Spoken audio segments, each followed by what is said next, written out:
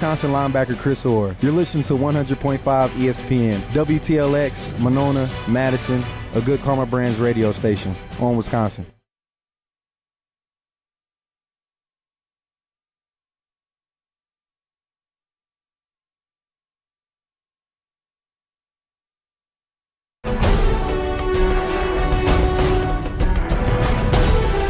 Jordan Love is a rich man. 4 years, $220 million extension with the Green Bay Packers. Reacting with you for the next 2 hours.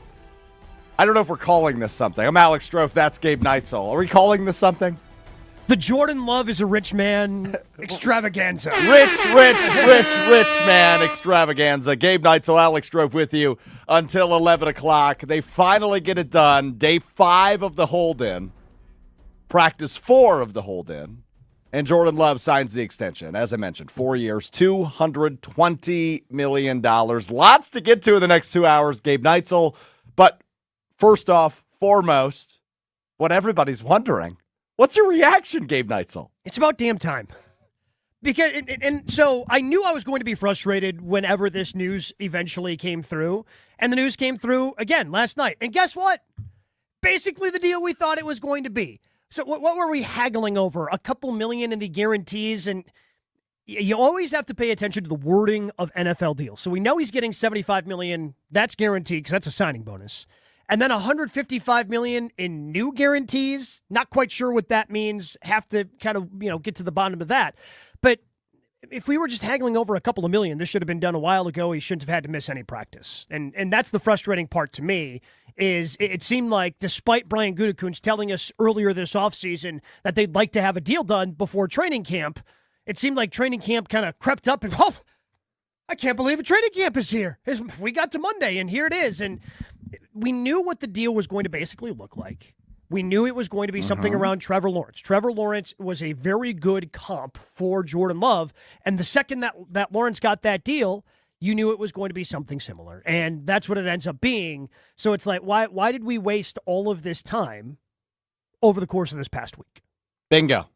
You nailed it, right? The one big question I have is what the heck took so long? What the heck took so long? So Brian Gutekunst is set to speak today, 9:30, 9:45, something like that. Yeah, we've got both Matt LaFleur and Brian Gutekunst scheduled to speak between 9:30 and 10 o'clock this morning. So, I mean, I'm hoping that's one of the questions of, and I know he likes to stand up there, well, these deals take time. What the hell were we doing all offseason, man? How did Lawrence get his done? How did Goff get his done? Tua. How did the Lions manage to get Penei Sewell, Jared Goff, Amon-Ra St. Brown? If these things take time, how did they get their top 3 guys on offense locked up the way they did earlier this offseason? So it's telling me a few things here. There's only a few, I think, logical things that you can take from this. One is, apparently the Packers actually don't value practice time. That's one. Two, Russ Ball is just dragged his feet to try to, justify his job, maybe? I don't know. Like, these are the only two things that I can try to actually surmise as to why this took so long. Elaborate on that real quick. Justify his job. What do you mean by that? Nobody really knows what Russ Ball does, but he's on the same plane as Matt LaFleur and Brian Gutekunst, right?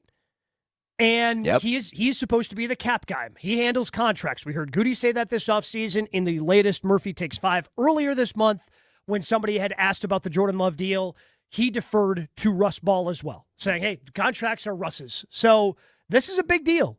This is a big contract. You don't get to negotiate these all that often.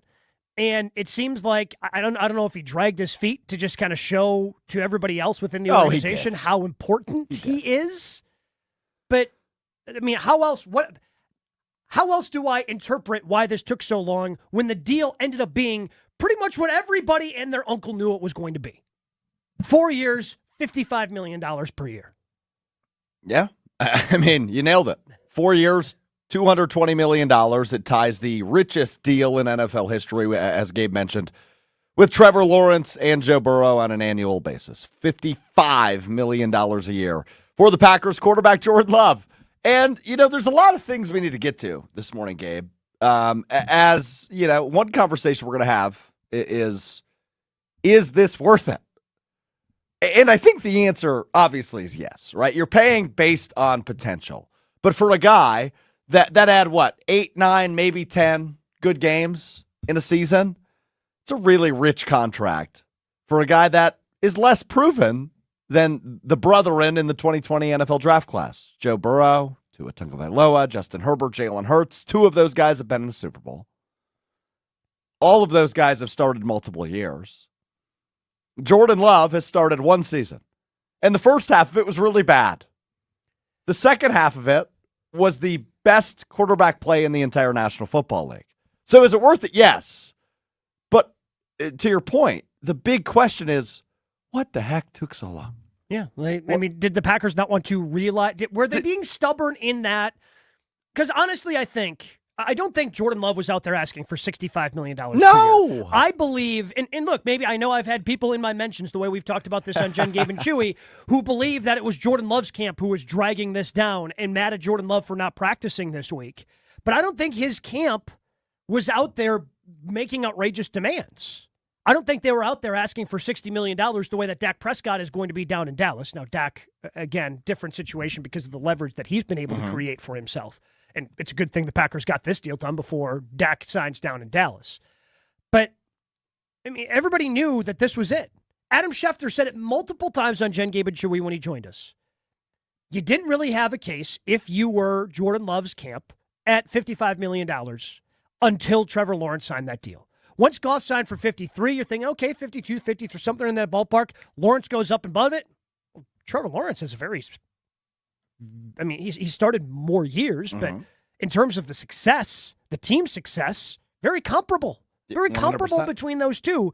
So once Lawrence got paid that, you knew you were going to have to pay. So I don't know if the Packers just were trying to squeeze every little dime out the way that they're trying to squeeze every little dime out of the city of Green Bay with their trying to get rent reduction despite, $440 million in profit last year. Like that's it seems like to me that Love's camp was probably asking for something reasonable. Again, the agents know how this works. They're not going to ask for the sun, the moon, the stars. They're going to ask for what they believe is a reasonable deal. And it seems like the Packers just took way too long to finally meet those demands. Yeah, that's the part I don't know that we'll ever understand. Because I don't think when Goody speaks in a half an hour, he's going to come out and be like, well, we were actually offering him 45. I don't know that we'll ever get the answer to that. So, and that's the other thing. So he was lowballed. There's 0% of doubt in my mind. He was lowballed at some point. That's why it took so long. Because Gabe, it's not like they didn't know the May 3rd date, right? Yeah. May 3rd was the day Jordan Love was eligible for an extension. And they legally could have talked about the deal. Yes. They could have negotiated prior to May 3rd. Yeah. May 3rd was almost 3 months ago. Yeah. It's not like they didn't know that date. So the issue I have with this, I don't have an issue with him being $55 million a year. Nope. I don't have an issue with him. What's the guaranteed money? Do you know that off the top of your head? So it's a $75 million signing bonus, and then the way it was worded, I think by Rappaport yesterday, or maybe it was by Schefter too, $155 million in new guarantees. No issue with that. I'm not quite sure. What's new guarantees? That's what I'm saying. I'm not quite sure what that means. And it's always interesting the way that these things always get worded in NFL because there's like fully guaranteed and practically guaranteed, and now there's new guarantees. It's tough to always figure out, so I always wait just for Spotrac to get all the details, and you go on the website and check out the contract details. Looking at you, Ken Ingalls. Not quite up there yet at this point because I don't know what new guarantees means. But to go back to, how would you know that the Packers would have probably lowballed Jordan Love? Well, based on the evidence, Brian Bulaga talked about it this week on the Homer Hour and on Wilde and Tausch about how when he was going through contract negotiations, he got lowballed. It wasn't that long ago. Devontae Adams let us know that the initial offer for the Green Bay Packers to him was $17 million per year, which was a big-time lowball offer, and which is why he decided to play out his final year in Green Bay without a new contract, and then he catches in the way that he does ultimately someplace else. They have a history of lowballing people. It's what they do. It's how they operate. And they continue to do it here and decided to waste a week of practice with their new 155 new guarantee $1 million quarterback. Okay, so a lot to get into based off what you just said there. First off, let's do this because we've kind of beat around the bush on this. This deal is worth it 100%. Yes. Yeah. Yeah. Any doubts? Any? Oh, there's some concern, absolutely. Because, I mean, going back to the Trevor Lawrence example, 2 years ago, Trevor with a new head coach, and I know Jordan didn't have a new head coach, but after they had gotten rid of the bleep show that was going on prior to Doug Peterson arriving. The bleep show. It was. That's how you refer to Urban Meyer? Yeah, the bleep show? How else would you describe what happened in Jacksonville? Well, when kickers are getting kicked, I guess that's not always a good sign. Continue. But yes, and that was the least of his problems. But after Doug Peterson came in, it took about a half season for Trevor Lawrence to kind of get used to his new head coach. In the second half of the season, he was tremendous. Like 21, I think it was 17 touchdowns, 1 pick, and they end up going and then winning into the playoffs and then winning a playoff game. Mm-hmm. Last year, Trevor Lawrence, I don't know if he regressed. I don't know if he just kind of plateaued, but there were higher expectations for Trevor Lawrence last year. Could that happen to Jordan Love? Yes. That's so I have concerns, but at the same time, you made this bet. You now have to lie in it if you're the Green Bay Packers because you decided, okay, Jordan, you have to bet on yourself. Mm-hmm. Jordan said, okay, I bet on myself. Worked and out guess all right. what? Worked out all right. Because he was the best quarterback in the NFL over the last 10 weeks of the regular season, he cashed in, he won. And once he won, you had to pay the market value. And because you decided to do it this way, you couldn't sneak in the way you did with Aaron Rodgers after his first 6 or 7 games and get him on a below market value deal. Because you couldn't, as you mentioned, couldn't sign him to a deal until May 3rd. Mm-hmm. So you couldn't come in around Christmas or New Year's and go, hey, Jordan, how's 4 years, $45, $48 million a year sound? Exactly. You couldn't sneak that in. So once we hit the offseason, and I mean, his agents, all agents talk to each other. Oh, they played that brilliantly. Once they know, once they hear, Goff could be getting 53. All right, let's just sit tight. Well, but the best part about this is, Gabe, and to your point, is his agents are also the same people at the negotiating table in Miami for Tua Tagovailoa, right? They have the same representation. Correct. So when they knew what Tua was getting at $53 million a year, 53.1, whatever it shook out to, yeah, well, okay, yeah, that actually that helps us a little bit, right? Because if you are a neutral party, would you rather sign Jordan Love to a long-term extension or Tua Tagovailoa to a long-term extension? Yeah. Jordan Love. It's not close. The ceiling is much higher. And when you talk about the rest of this draft class, right, Trevor Lawrence or Jordan Love, I'm taking Jordan Love. Probably, but I think Lawrence is still really good. I do too. Yeah. I do too. He's the number 1 overall pick for a reason. But same number of playoff wins. Yep. More impressive ceiling. We have seen a bigger ceiling out of Jordan Love so far, yes. I would agree with that. So the issue I have with it, and not that I'm pissed off because I think today is a day of happiness, right? We're calling this the Jordan Love contractual extravaganza. Ashley, what are we calling this show?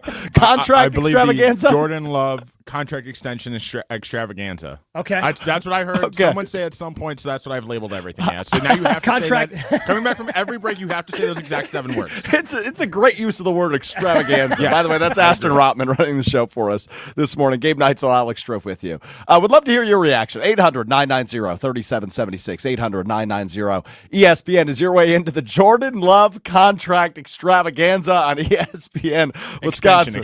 Extension extravaganza. I'm not going to remember that. Matt and Racine chimes in. 800-990-3776. Maybe Murph just wanted to spend time telling dad jokes, and he finally ran out of material. Now, that's giving me a visual, Gabriel, of Mark Murphy in his final year as the Packers CEO and president. Mm-hmm. Just sitting in the room trying to lighten the mood a little bit. Sure. Yeah, because that seems like him. Oh, that's what he likes to do. He loves to do that. Loves to tell his jokes. I went to the owners or shareholders meeting on Monday. Oh, yeah. How'd that go? First time I ever attended that. God, was that boring. Well, I mean, it's a meeting going over financial numbers. How old are you? 26? 25. 25? You don't want to hear about that. No, What I do don't you care about that. Oh, I like they gave Goody a portion where he comes out and he talks about football. He goes position group, like State of the Packers that we do every summer at Summerfest. Okay, sure. But much faster, right? He doesn't go as He did in-depth go 3 hours? as you, me, and Jason Wilde go every summer. But he goes position by position, talks about Keyshawn Nixon and Jair Alexander and everybody that he's really excited about, and Josh Jacobs and Xavier McKinney. But as he got done, he left the stage. Brian Gutekunst left the stage. He left the meeting. And Mark Murphy walks up to the microphone. He goes, well, Brian Gutekunst, very busy. He's got a contract to be working on. And everybody laughs and starts chanting, pay that man, pay that man. And Murphy goes, I'm not going to comment on Jordan Love, but I will say he's a very good quarterback, and we're working on a long-term extension for him.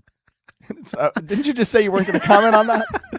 Unbelievable. That's what he does best. I'm not going to say anything, but I'm going to say a lot. I'm going to say something. That's what he does best.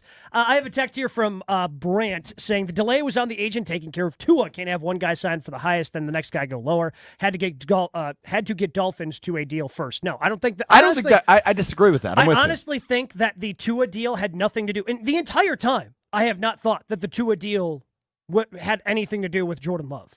Like, once Lawrence was done, like, do whatever you want with Tua. You knew Tua was coming in under. But if you paid attention to you knew that Tua was going to be, if he got a deal done at all, around 52, 53 million.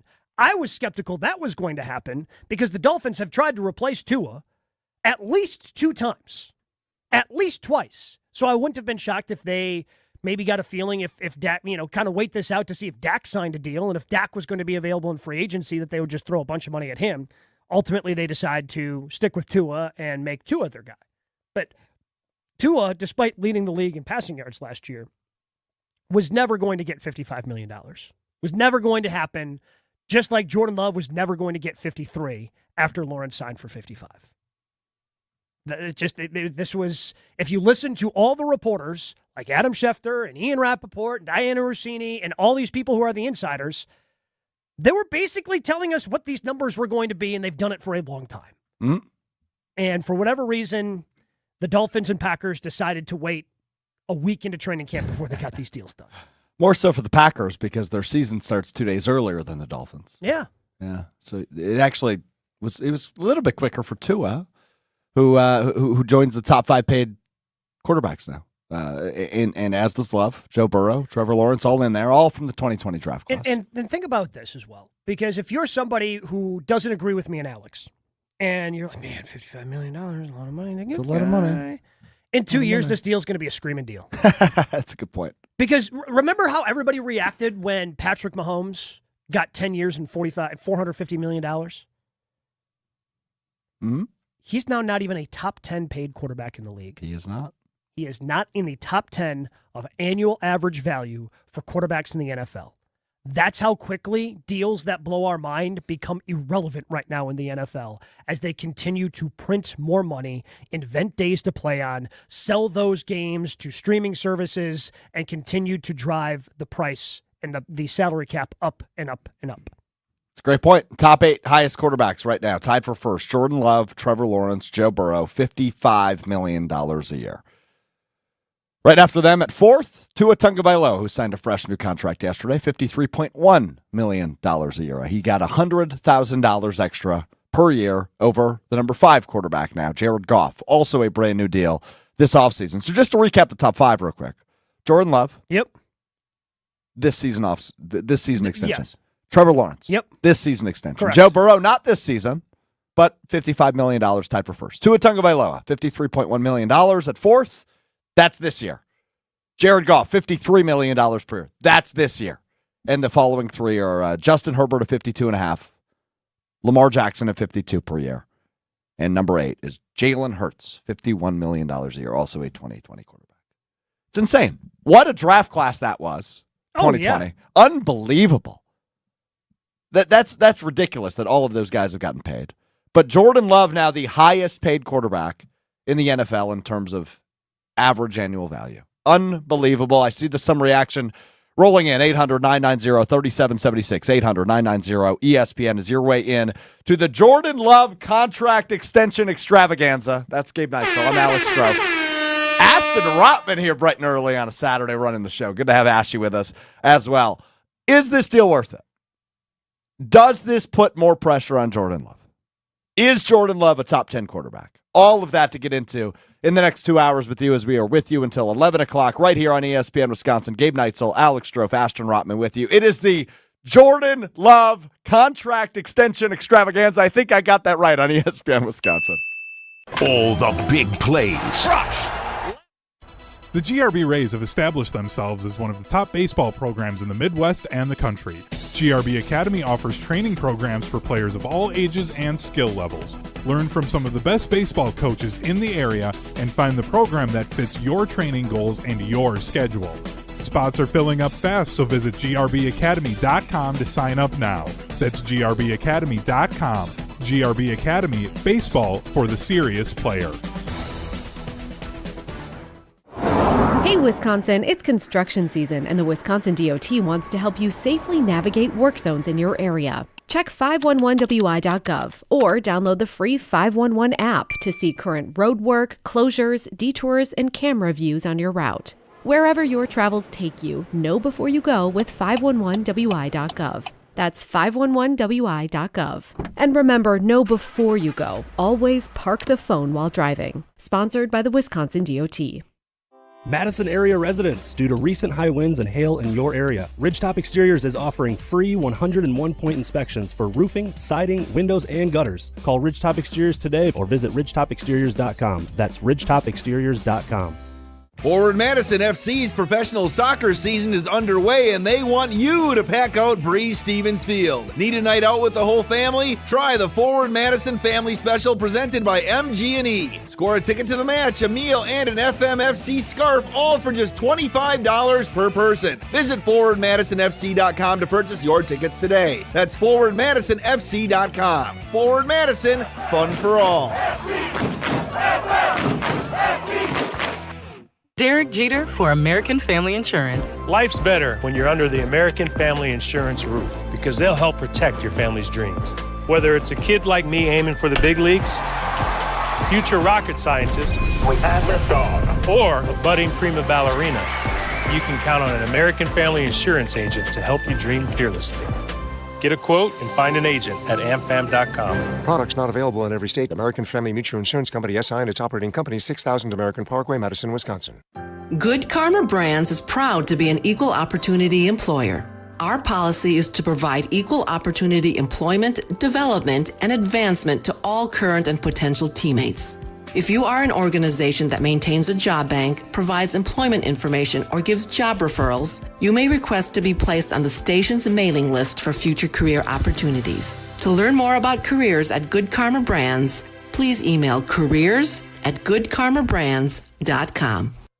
When it comes to security for your home and family, you want a winner, and we found one when we placed our trust with J&K Security Solutions. This is Greg Gard. Kim and Jeff hit the game-winning shot for us with the Control 4 home technology system. Home or away, from our smartphones, we can open the garage door, dim the lights, turn on the TV, as well as arm the security system. That's convenience as well as peace of mind. Let J&K Security Solutions do for your home or business like they've done for us. Call 255-5799 or online at jksecurity.com. Stoughton Health, in collaboration with patient and family advisors, seeks to advance the healthcare experience at Stoughton Health by providing a forum for past patients and families to provide feedback on a variety of healthcare and other related topics. Advisors offer constructive feedback on their personal journey at Stoughton Health, helping to elevate the patient experience and increase satisfaction. Interested? Please call Amy at 608-873-2308. For official rules and more information about every contest on 100.5 ESPN, visit ESPNWisconsinContests.com. That's ESPNWisconsinContests.com. You're listening to 100.5 ESPN and the ESPN app. The future is bright with QB1 in Titletown. They have their face of the franchise quarterback, but they knew that already. They wanted to pay him, but they wanted to protect themselves. Nobody covers the green and gold like 100.5 ESPN. 776. Joe from Sheboygan, I think, is on my team here, Gabe. He says they have the same representatives. They wanted Tua to have his day, and they wanted Love to have his day. So by the time it was news dumped, yesterday was Tua's day. And what was it, about 8:03 p.m., I think this was announced? It was 8 o'clock. It was, I was what having were you fun doing? The River West 24 is going on right now. Oh, yeah. Big weekend in Milwaukee. Hanging out. I mean, the River West 24 is probably my favorite festival. It went by the house that I used to live in River West, and my friends still own the house. I have a friend who lives right next door, so we were hanging out. You were having a few brewskis last evening. There was no going on the radio last night for me. Same. I was at the Brewers game. Okay, so there you go. Believe it or not, I tailgated for a few minutes. Look at you. Yeah, so there was no going on the radio. No. Which is why we got put on the 9 a.m. shift. Yes, correct. I'm feeling all right. Gabe, you're feeling okay? I feel great. You got off to a little rough start though today. What'd I do? You forgot your keys. Yeah, but I wasn't driving. I walked here. Sure, but like, what do I need keys for to get in the building? Hey, there we go. That's why we call Ashton. We don't need the full background, but at 8:50, I said, "Where are you?" And you said, "Calm down," and then you didn't have your keys. So again, we don't have time for this because Jordan Love extravaganza is happening, but. Let's be real. Yeah, come on. Get it together, Strouf. It's a fair point. Get it together. So the question I have, Gabe, is all around pressure. Because I remember at State of the Packers every year, it's one of, if not my favorite show we do every year. You, me, Jason Wilde. Every summer at Summerfest, we do, this year it was 3 hours, where we do deep dives into positional battles and each position group and the overall state of the team. And this year, as we did last year, spent a lot of time talking about Jordan Love, rightfully so. Jason Wilde made a comment during our annual State of the Packers show, and Jason Wilde, by the way, will join us about an hour and 10 minutes from now, 10:35 this morning. I said we were with you until 11 o'clock. Well, I lied. We're with you until about 11:15. Adam Schefter, ESPN NFL Insider, will join us at 11 o'clock.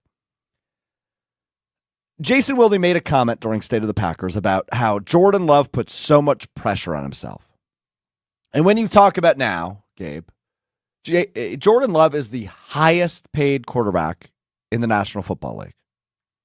Nobody makes more money than him. Actually, screw what I said. He's not the highest paid quarterback in the league.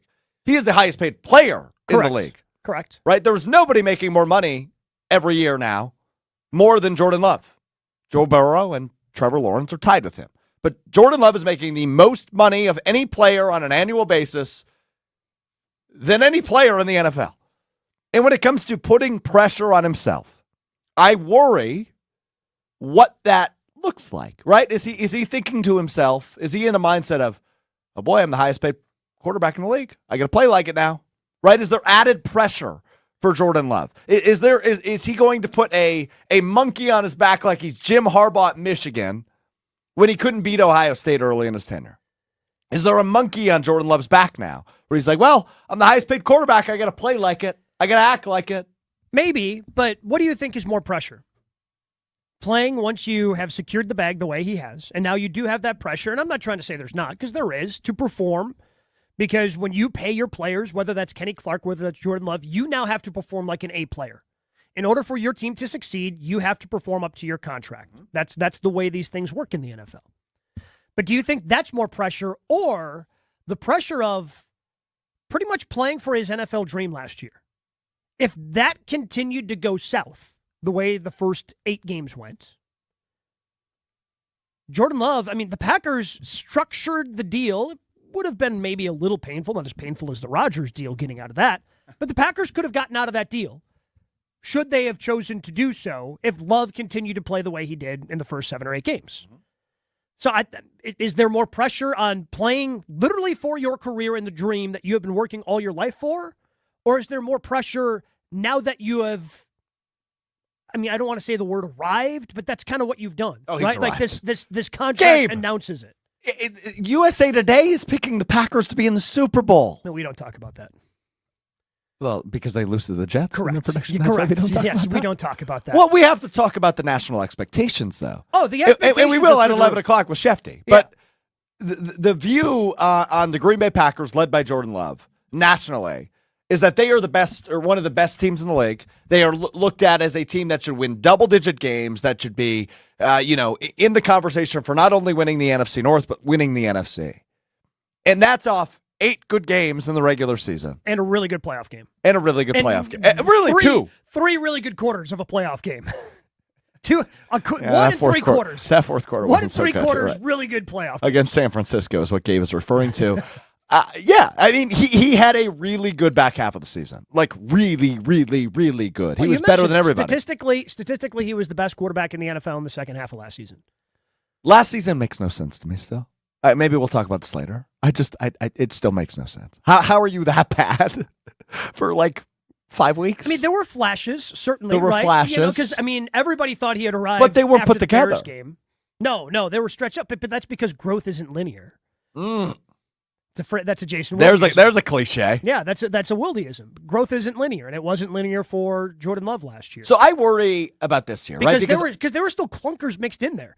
He was bad against the Giants. He got outplayed by Tommy DeVito. Tommy DeVito outplaying him. But Gabe, that's my point, though, right? Like, I'm not nervous about Jordan Love. Yeah. That's not the right word. Well, so this is why I don't want to say that he's arrived yet. Because I don't think those are necessarily done. I think we're going to see some clunkers this year. Without a doubt. I mean, Aaron Rodgers had really bad games.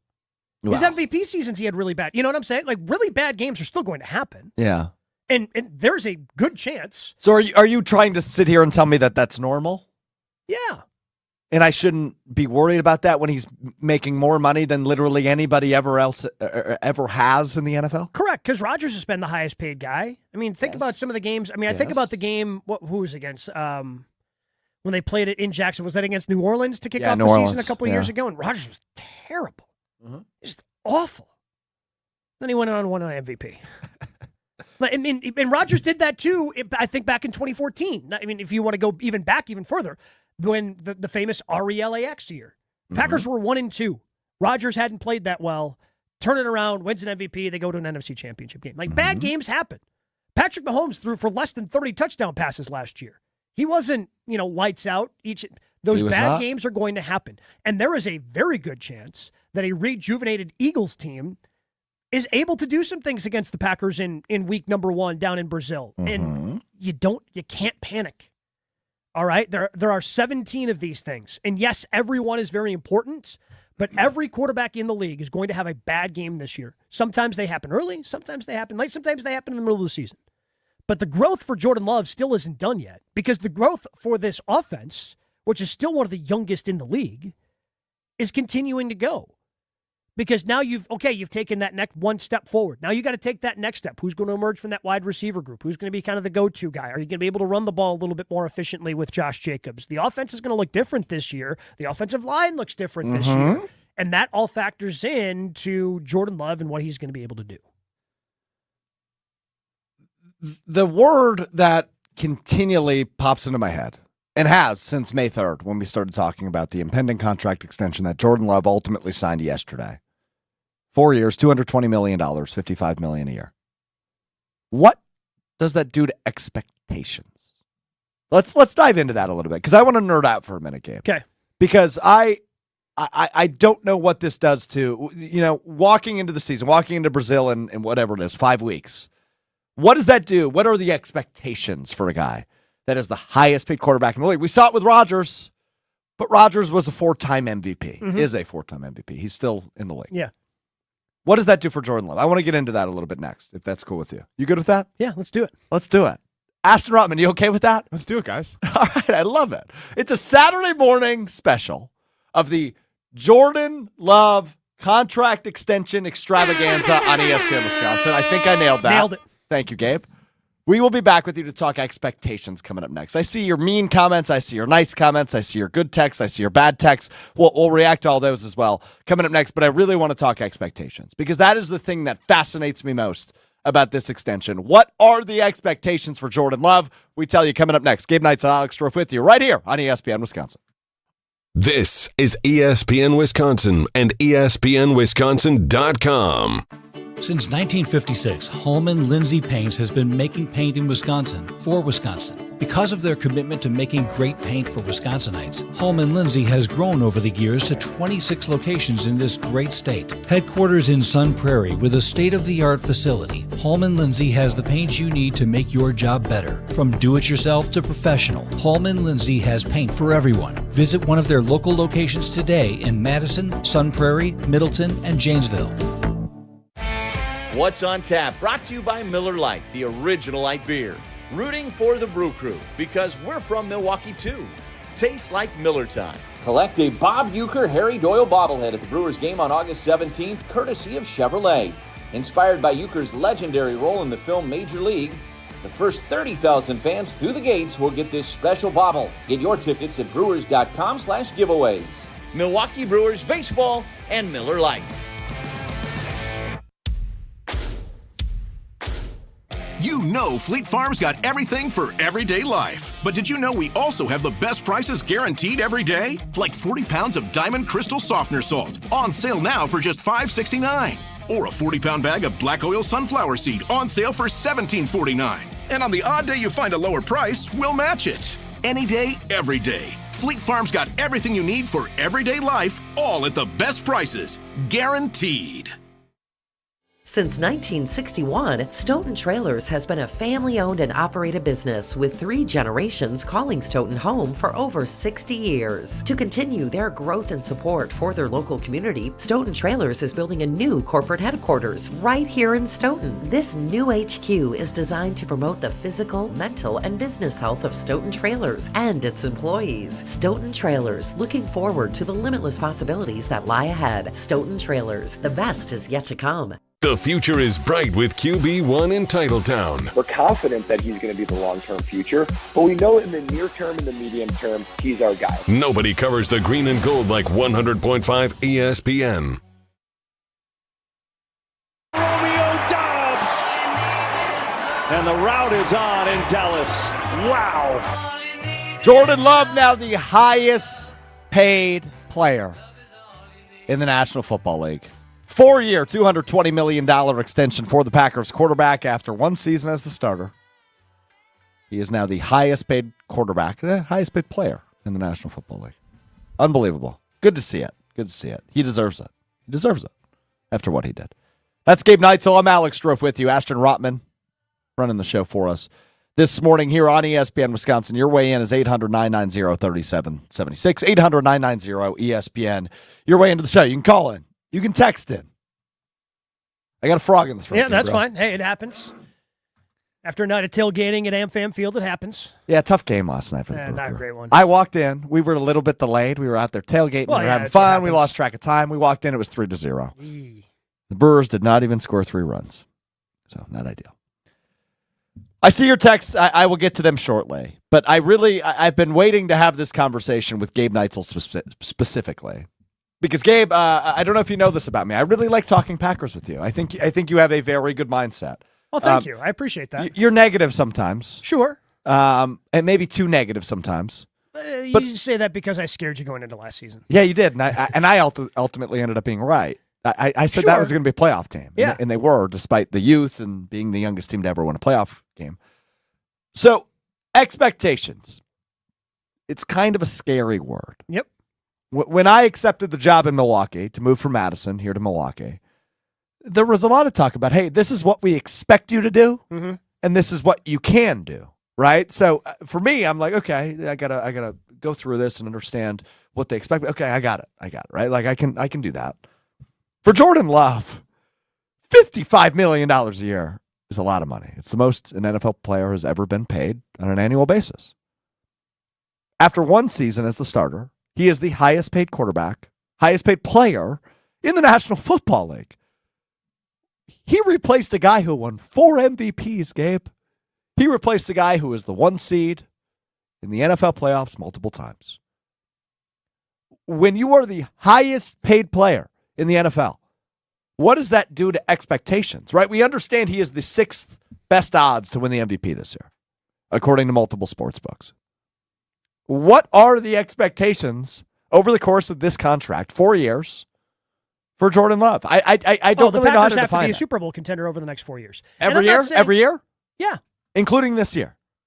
Yeah, I think this year is still more of a fringe. You know, I think things have to fall their way a little bit more. But when you're paying him $55 million. Sure, but it's you had to because that was the circumstances in which you found yourself upon. And this year, you're still not going to be paying him that $55 million yet. Now, the number is going to go up some because you can spread out the signing bonus over the 5 years, including this year, versus just the 4 of the extension that you tacked on the back end. So the cap number is still going to be down a little bit this year.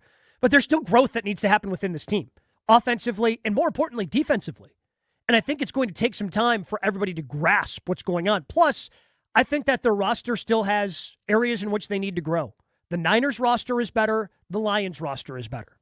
And not to say the Packers can't catch up, because the Niners are going to have to be shedding contracts here soon because, again, you think this is a lot of money. Wait until Brock Purdy gets paid next offseason, and that number starts with a 6. Wait for that to happen. That's going to drive the Brock Purdy conversation, and it already is. The discourse around that is bonkers. It's going to drive that even more insane. But this year, there's still more growth. But I think you want to see that. You want to see them to be able to build off of what they did a year ago, be a little more competitive. Not necessarily. I don't think you have to win the division this year because, again, the Lions are still a really good team. It'd be nice if you did. It'd be nice. I was just about to say it'd be nice. But I think you want to be a little more competitive in that, right? I think you want to get to that double-digit wins. You know, that's the old Mike McCarthy thing of the goals every year. Win double-digit games was the first one. Once you win that 10th game, kind of look around, see where you're at. Win the division's the second one. Then it's the playoffs games and winning those playoff and checking those things off in order. And I think that's what it is. I think you follow that blueprint of this year's win 10 games. Look around, see where you are after you win that 10th game. And hopefully you're still competitive going into week 17, week 18 for the NFC North with Detroit. And maybe you end up winning it. It's certainly possible. They're a good enough team where it can happen. But again, I think that still with some of the youth, some things have to fall their way. They're going to have to catch some breaks, I think, to end up in a Super Bowl. Still possible. But it's not like the way I felt when they were the number 1 seed and lost in the playoffs to Tampa Bay and San Francisco, where it's like, oh, things don't have to break their way. They make their own breaks. That's how good this team is. This team's not quite there yet. They're on their way to being there. Think of the Green Bay Packers in 1995. And Chewy likes to talk about this team all the time. It was the team before they ended up going and winning the Super Bowl. And they played against the Dallas Cowboys in the NFC Championship game. First NFC Championship game that they had made, since the 60s. And they didn't think they could beat Dallas. And then all of a sudden they found themselves up going into the fourth quarter. Holy crap, we can play with these guys. Holy crap, we can win this thing. And ultimately, Brett does some Brett things in the fourth quarter, and the Cowboys go on to the last Super Bowl appearance they've made since then. And that's where I think this team is right now. This team is starting to grow. This team is there's still another step they need to take in order for them to be a legitimate Super Bowl team. I didn't go into 1995 as a kid going, oh yeah, this team's going to win the Super Bowl. I thought that in 96. But I think that's where this team is. Where, yeah, if things break their way, they could be in the Super Bowl. But if things... Just like 2010. Yeah. Whereas we're team, and then 2011, you felt really good about that team, right? Oh, 15-1? Yeah, I felt pretty good about that. But I think that's where this team is, where next year I think you're going to feel really good because we're going to know who steps up. This year, they're still a really good team. And I don't think the expectations have to be Super Bowl or bust yet this year. But the expectations are coming where it's going to be Super Bowl or bust every year with Jordan Love with this contract. Yeah. Because that's what comes with it. And I don't know if you were one of these people, Strouf. I know Joshy was last year, and I think I was too, where last year was, especially the second half because they were winning games, some of the most fun you've probably had as a Packers fan because the expectations weren't there. Yeah, 100%. And it becomes, unfortunately, becomes a little less fun. Dude, not to say but it can't this be is fun. a great problem to have, right? 100%. It's a great... This is a first world NFL team problem, right? Like first world, I love that. Oh no, now we have expectations, right? Like, this isn't the Carolina Panthers, this is a problem. It's not, like you said, a nice problem to have. Yeah, no, I love that. First world NFL problems. Yeah, no, and typically by nature, Gabe, and you know this about me, and anybody that's listening who hasn't heard me before, maybe doesn't know this, but if you listen on Green Bay Game Day or Kyle Bresson-Nortman or Mr. Relevant on the slew of shows I'm on, I am a glass half full Packers fan. I am typically super optimistic.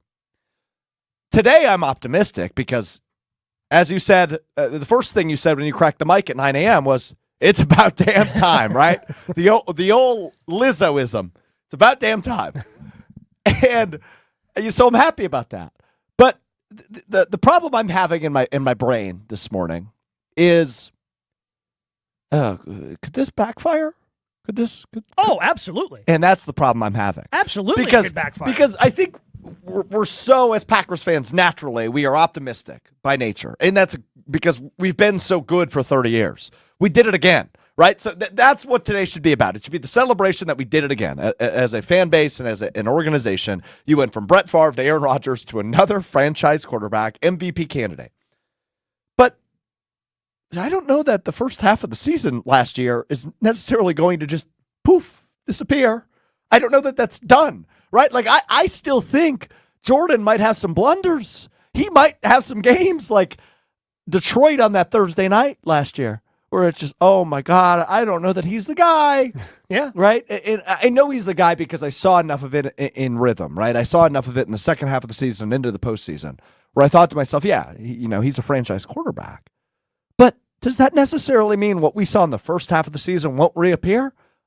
I still think we're going to see some blunders this year. Oh, because that guy showed up from time to time. He showed up in the Giants game, showed up in the fourth quarter of the Niners game. Some really bad passes, you hope that he can learn from that because also in that Niners game, he probably had the best throw of the year, rolling left and just throwing a dart to the sideline 20 yards down the field, which still is just seared in my brain. But I think that's what you have to focus on is that the really good player is in there. Like, this doesn't feel... What Jordan Love did last year in those last 8 games doesn't feel fluky the way it felt fluky for those 5 or 6 games that Joe Flacco had when everybody in Cleveland had Flacco fever last year. Like, Flacco was still kind of doing some Flacco stuff. Your national radio is showing Flacco fever. Yeah, people had Flacco fever. I had it too, man. We all did that. I had a bad case of Flacco fever. Comeback player of the year. Yeah, but then the regular Joe Flacco showed up in the postseason. He did. And he was making some big plays, certainly, but he was still putting the ball in harm's way and still turning the ball over. Where Jordan Love was playing really clean, good, high-level football. And that doesn't mean that, again, some of those bad games are going to creep up. Happens to everybody. Tom Brady's last pass as a Patriot was a pick 6. And he still went on to win another Super Bowl. So those games are going to happen. I think that, especially if they happen early, you have to be willing to go, okay, that good player is in there, and it is going to come out. You have to have trust in the floor, you have to have trust in the coaching staff, and you have to have trust in Jordan Love that good player is still in there, especially if they get off to a slow start. Now, if they get off to a quick start, and then he has a bad game in week 4 or 5, you're, okay, whatever. We know the good guy's in there. He had 4 good games, 1 bad game. Who cares, right? But if it happens early, that's where I can see Packer fans going, do we make a mistake? And by something, no, you just got to have faith in this team the way that you had faith in them late last year. Gabe Neitzel's so good at radio, man. I love listening to him. Gabe Neitzel, Alex Strouf with you here on ESPN Wisconsin. I see the texts. I see the comments. I want to get to those coming up next, but this one's too good to save for the break. From Dave and Aaron. I'm glad the deal is done. Word on the street is the holdup was about how many Super Bowls Jordan Love is guaranteed to win. 6 or 7 they landed on. Dave from Aaron. That's so good. That's so good. That's why he hasn't officially signed it. They're still haggling over the official number that they're going to put in the contract. How many Super Bowls is he guaranteed? 6 or 7? Yeah, I'm good with that, Dave. I'm good with that. Dave's good with that, too. I think Gabe's good with that. Gabe Neitzel, Alex Strouf with you. It is the Jordan Love contract extension extravaganza on ESPN Wisconsin. We'll get to some of your reaction. I see it all pouring in. We appreciate you hanging out with us on this Saturday morning. Keep it coming. 800-990-3776. 800-990-3776 is your way into the show. Jason Wilde, 10:35. Adam Schefter, 11 o'clock. Jordan Love, baby. The Packers quarterback. He's extended 4 years, $220 million, $55 million a year. Holy smokes. Ashley, do I talk about my contract extension with you? Are you the suit I have to talk to? I believe you have to talk to Gabe, actually, weirdly enough. It's the craziest deal, yeah. Gabe, am I Gabe is Russ Ball. Can I do it by 50? When did I get promoted? I don't know if that's mean, then that's why I said it. It is mean. I felt Is it mean to get compared to Russ Ball? I mean, have you ever thought it was a nice thing? I mean, he's pretty good at his job. He just lowballs people. But, yeah. I don't know if he is good at his job. Oh. Is he? I don't know. I'm honestly just asking. What a tease by the pro. I don't know that we can really dive into whether or not Russ Ball is good at his job on the show. I don't have an answer to the question, Ashton. I'm genuinely asking if Russ Ball's good at his job. I have no idea. I think the answer is yes, but I think Goody is so good at his job that Russ Ball hasn't had to do a lot of work recently. Sure, that's right? fair. Look at all the rookie deals. I've got different issues with Goody, but go ahead. Well, I mean, so this offseason, he has stepped up to the podium and told us 3 things. Well, to the podium twice and then appeared on Cheesehead TV and told us 3 things that ultimately became untrue. Aaron Jones will be a Packer. Aaron Jones will be a Packer. Well, then he lowballed him, and Aaron Jones wasn't a Packer. He goes on Cheesehead TV and says, oh, yeah, we'll have a Jordan Love deal done before Kenny Clark. And then he steps up to the podium and says, oh, yeah, we'll have this done before training camp. Yeah. So, I mean, it's nice that he speaks more than Ted Thompson did, but, I mean, when he's telling me things that aren't actually true, I don't know if there's any value in it. Good point. It's a good point. All right, your reaction coming up next, 800-990-3776. Also, you can chime in on the YouTube chats, ESPN Madison, ESPN Milwaukee. This is a good day. I feel like me and Gabe are being a little negative, but that's kind of what we do, man. When we get together, we nerd out. We nerd out. I love it, man. We're having fun. 800-990-ESPN, 800-990-3776, ESPN Madison, ESPN Milwaukee. On YouTube, would love to hear from you. Your thoughts on the Jordan Love extension. 4 years, $220 million, $55 million annually for Jordan Love. He is the highest paid player in the National Football League. We continue our reaction next, right here on ESPN Wisconsin. You're listening to 100.5 ESPN, the ESPN app, and Wisconsin On Demand.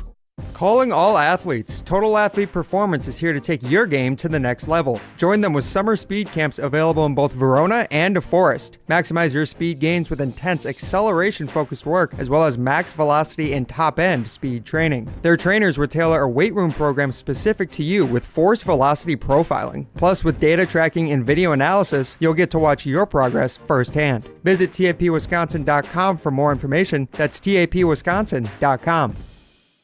Sharon needed legal help. She needed Gruber Law Offices. When I think about Gruber Law Office, I think about how they took care of me, how they make sure that you get what you're supposed to get. Gruber Law Office. One call, that's all. I will always, always trust one call, that's all. Injured? Call Gruber Law Offices today. One call, that's all. They are the best. I'm very happy.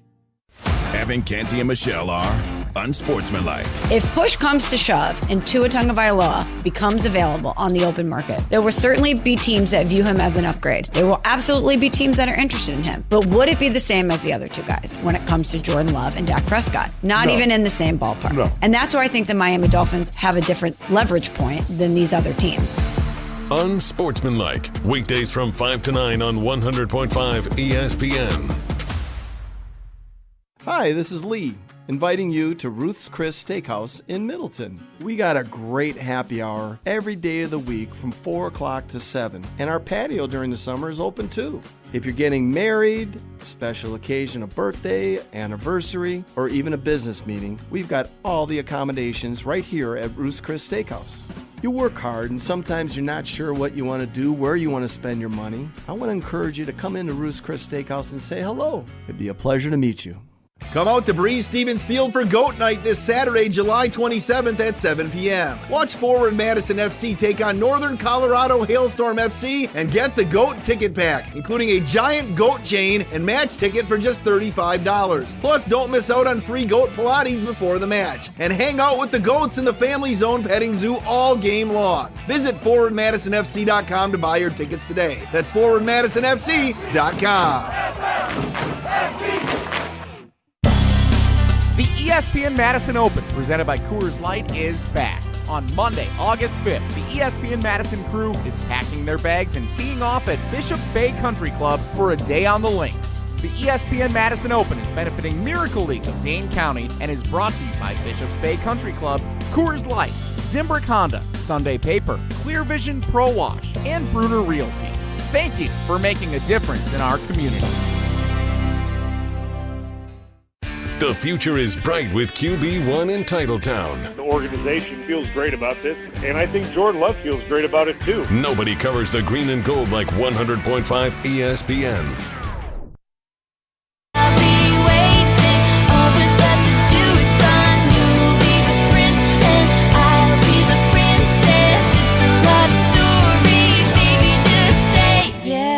It is a love story. Jordan Love said yes. 4 years, $220 million. Ashley, be nice. I like it when Ashton's got a little bit of edge. I wish. He called me a B word. Yeah, No, I he did. didn't. My best friend, yeah.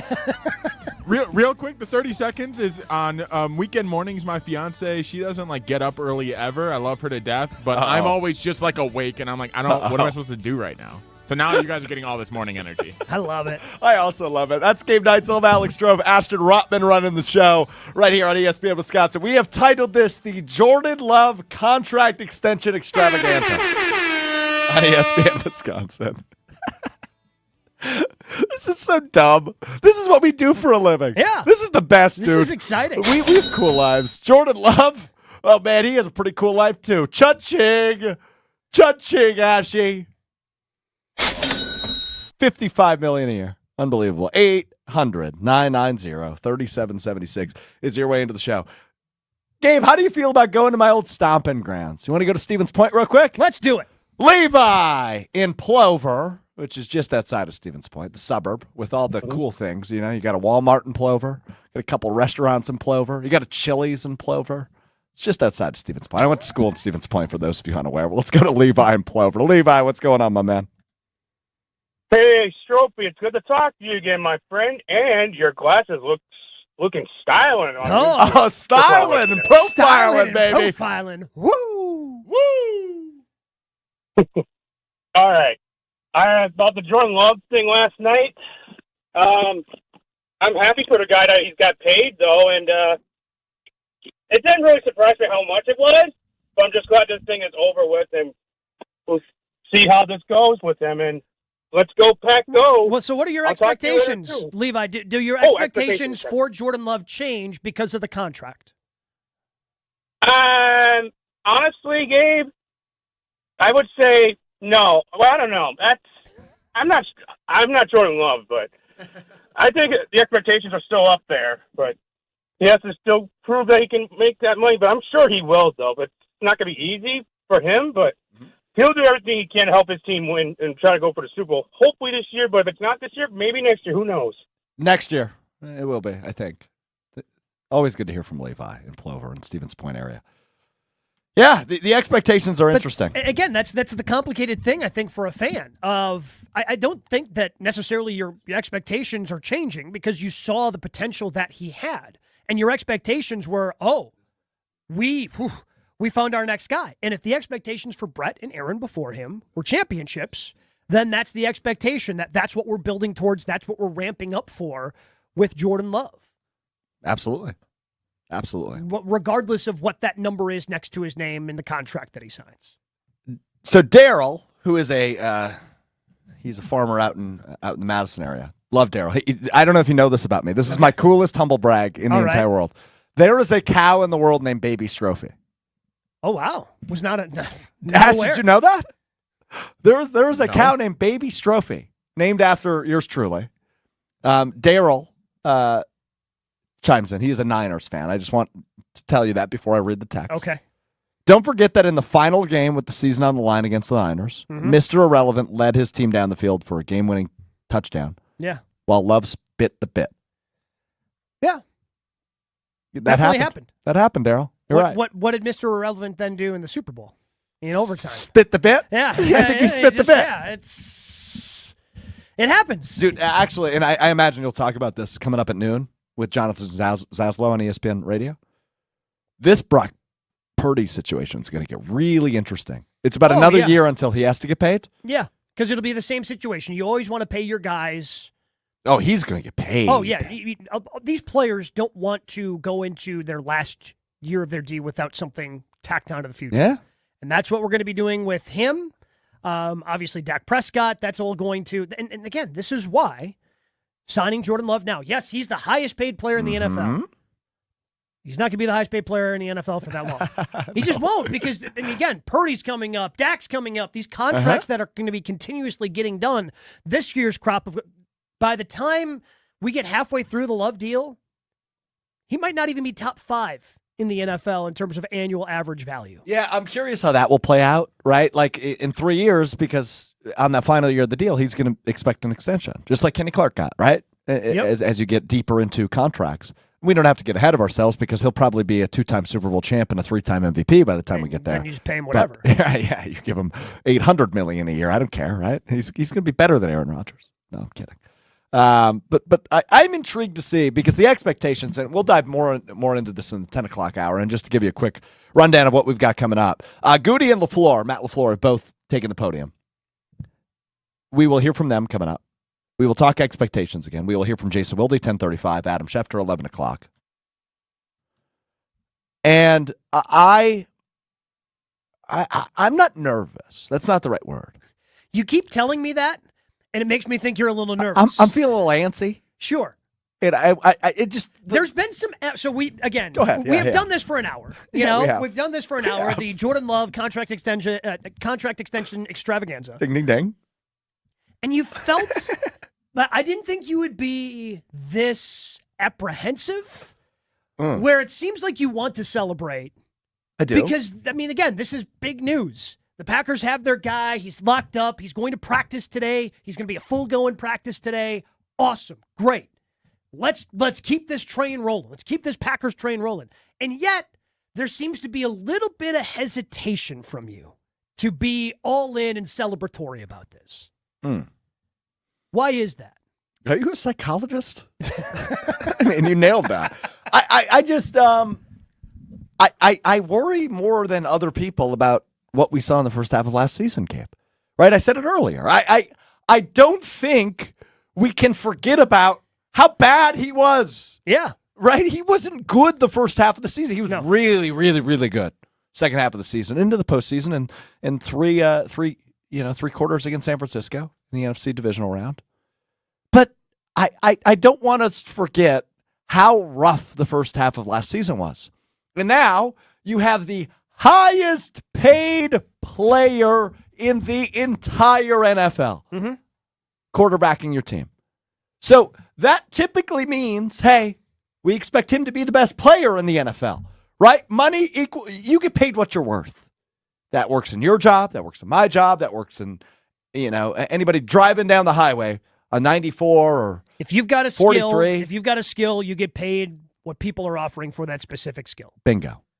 And with Love, he is being paid as the best player in the NFL. I'm a little bit nervous that he's not that yet. Because he's not that yet. He's absolutely not the best player in the NFL. None of the guys in the top 10 are the best player. There's one best player in the NFL. And that's Patrick Mahomes. And he's the 11th highest paid quarterback in the NFL. Yeah, but let's not. But we have to understand in terms of overall guaranteed money, he is the highest paid player. Sure. But on an annual basis, he is the 11th highest paid player in the NFL. Correct. Patrick Mahomes is. What if Love looks like the first half of last season? For an entire season?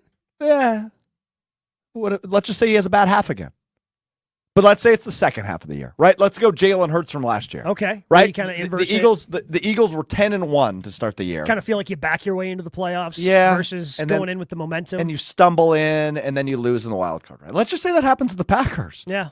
In January, when it's freezing cold outside and we're sitting in here doing Green Bay game day, Green Bay game night, I know it, at least I speak on my behalf. I assume I can speak for you. The coolest part about our job is when we get to come in here and talk Packers on a Sunday. Oh yeah, absolutely.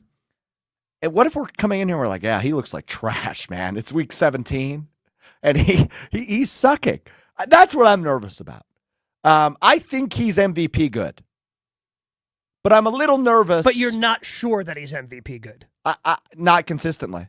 And the word I've used consistently, pun intended, on Mr. Relevant, Monday, Wednesday, Friday, available wherever you get your podcasts, is consistency. That's the word I've used all offseason. That's what I need to see out of Love. Because we didn't see it last year, Gabe. That's what separates. That's why Patrick Mahomes is the best player in the league. He's consistent as hell. Because he's very consistent. Yeah. Even like his bad year last year, they still went to a Super Bowl because he was consistent. It was very obvious it was kind of the weapons around him that ultimately slowed him down for Patrick Mahomes last year. But that's what separates. A lot of guys, I mean, the league is littered with guys who've had a good year, a good half of a season. The ones that really truly separate themselves are the ones that can perform year in and year out. The Josh Allens, the Lamar Jacksons, the Patrick Mahomeses. Yeah. No, you're right. That's Gabe Neitzel. I'm Alex Strouf with you here on ESPN Wisconsin. I see your phone calls coming in. I see one from Phil in Cedarburg that really intrigues me, Gabe. So a little peek behind the curtain here. So Aston Rotman's running the show for us. the way we see phone calls is your name, your city, and what you have to say in one sentence. For Phil, I will read it verbatim. We will get to Phil and Justin in Middle Tennessee as well. We'll get to you on the other side. From Phil, it says, "This is so much money, I'm against it." So I don't know what that means. I'm really intrigued to see what Phil has to say on the other side. Also really intrigued to see what Justin says. I will read Justin's for you as well. It says, "Thinks love will be motivated by the money." I'm intrigued by that. I'm intrigued by both of these phone calls. I see a bunch of texts coming in. If you want to get in on the phone line, let's do this. We'll run phone calls next segment to start the 10 o'clock hour. We're going to run phone calls. So get in right now, 800-990-3776. How do you feel about the Jordan Love deal? 4 years, $220 million, $55 million a year. I really want to hear from people. I love hearing from Gabe, but I'm kind of sick of him already. We're an hour in. 800-990-3776. Just go to the other room, guys. You guys can just hang out. Yeah, go hang out at the dark 3rd Street Market Hall here in downtown Milwaukee. 800-990-3776. We're rolling phone calls coming up next. Jason Wilde, 10:35. Adam Schefter, 11 o'clock. We're with you this morning right here on ESPN Wisconsin. It is the Jordan Love contract extension extravaganza. The Jordan Love extension is complete. Talk about it with us here on ESPN Wisconsin. Sizzling summer deals are happening all month long at Metro Kia of Madison. Check out this scorching deal. The 2024 Kia Seltos is available with 3.9% APR financing for 48 months. $22.53 per 1,000 borrowed. SUV is more your style? The 2024 Kia Sportage is available at 1.9% APR for 48 months. $21.65 per 1,000 borrowed. Browse their inventory at MetroKiaMadison.com and hurry in for sizzling summer deals. Mike Greenberg is Greeny.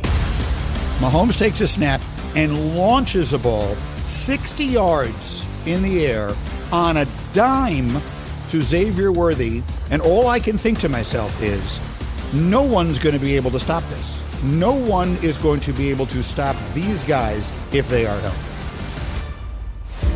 Greeny, weekdays noon to 2 on 100.5 ESPN.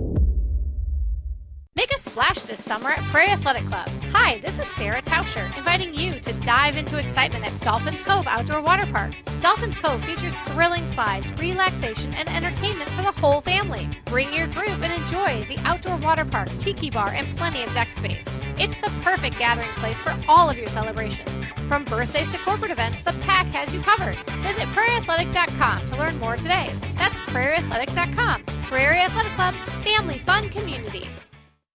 Bikers need protection, not just from other drivers, but unfortunately from insurance companies too. If you've been injured in a motorcycle crash, call Gruber Law Offices today. Bikers are often blamed for causing the accident because the insurance companies simply don't want to pay. At Gruber Law Offices, we've been fighting for injured bikers and their families for more than 30 years. Trust us to fight for what you deserve. Gruber Law Offices. One call, that's all.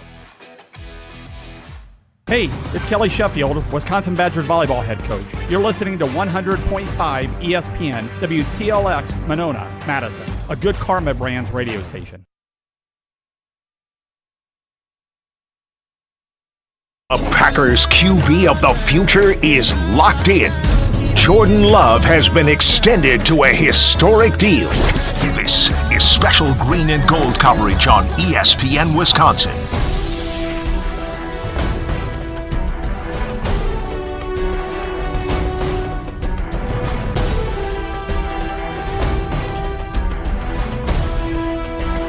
The Jordan Love contract extension extravaganza on ESPN Wisconsin. Yeah, baby. Highest paid player in the league is the quarterback of your Green Bay Packers. Yeah, baby. We did it again. We did it again. Another great quarterback. Oh, man. See, this is the trophy I was expecting to get for all 2 hours. Well, just the second hour. Okay. I wanted to do the negative stuff early, but now I'm like, okay, we've got another MVP. Got another great quarterback. Suckers. It's so good being a Packers fan. So good. We're the best. 800-990-3776. Your way into the show. That's Gabe Neitzel and Alex Strouf with you. Man, I love hanging out with these guys. I feel like Jordan Love, man. Life is good. Life is good. I've got great weapons around me. I've got two of the best producers in the radio game with me right now, Ashton Rotman, Hunter Vaughn. I've got national Gabe Neitzel. You'll hear him from 12 to 3. You're raising your hand? Well, I just said how good of a radio host you are. You raised your hand. Right now. No, I was trying to get your attention. What's up? Because Mike Florio has the details of the Jordan Love Yeah, contract. we'll get to the phone calls in 1 second. Let Go me play ahead. sounder. We have breaking news. Oh, that sucks, Ashy. What was that? I just gave you a big compliment. That's what you played? Gabe, go ahead. 4-year deal, new money averaging $55 million per year. So here's the full breakdown. Signing bonus is $75 million with $25 million paid within 10 days, $25 million paid by October 4th, $25 million paid by December 27th. Wow. His 2024 base salary, $3.5 million, fully guaranteed. 2025 workout bonus is $500,000. Okay. Base salary in 2025, $11.9, fully guaranteed.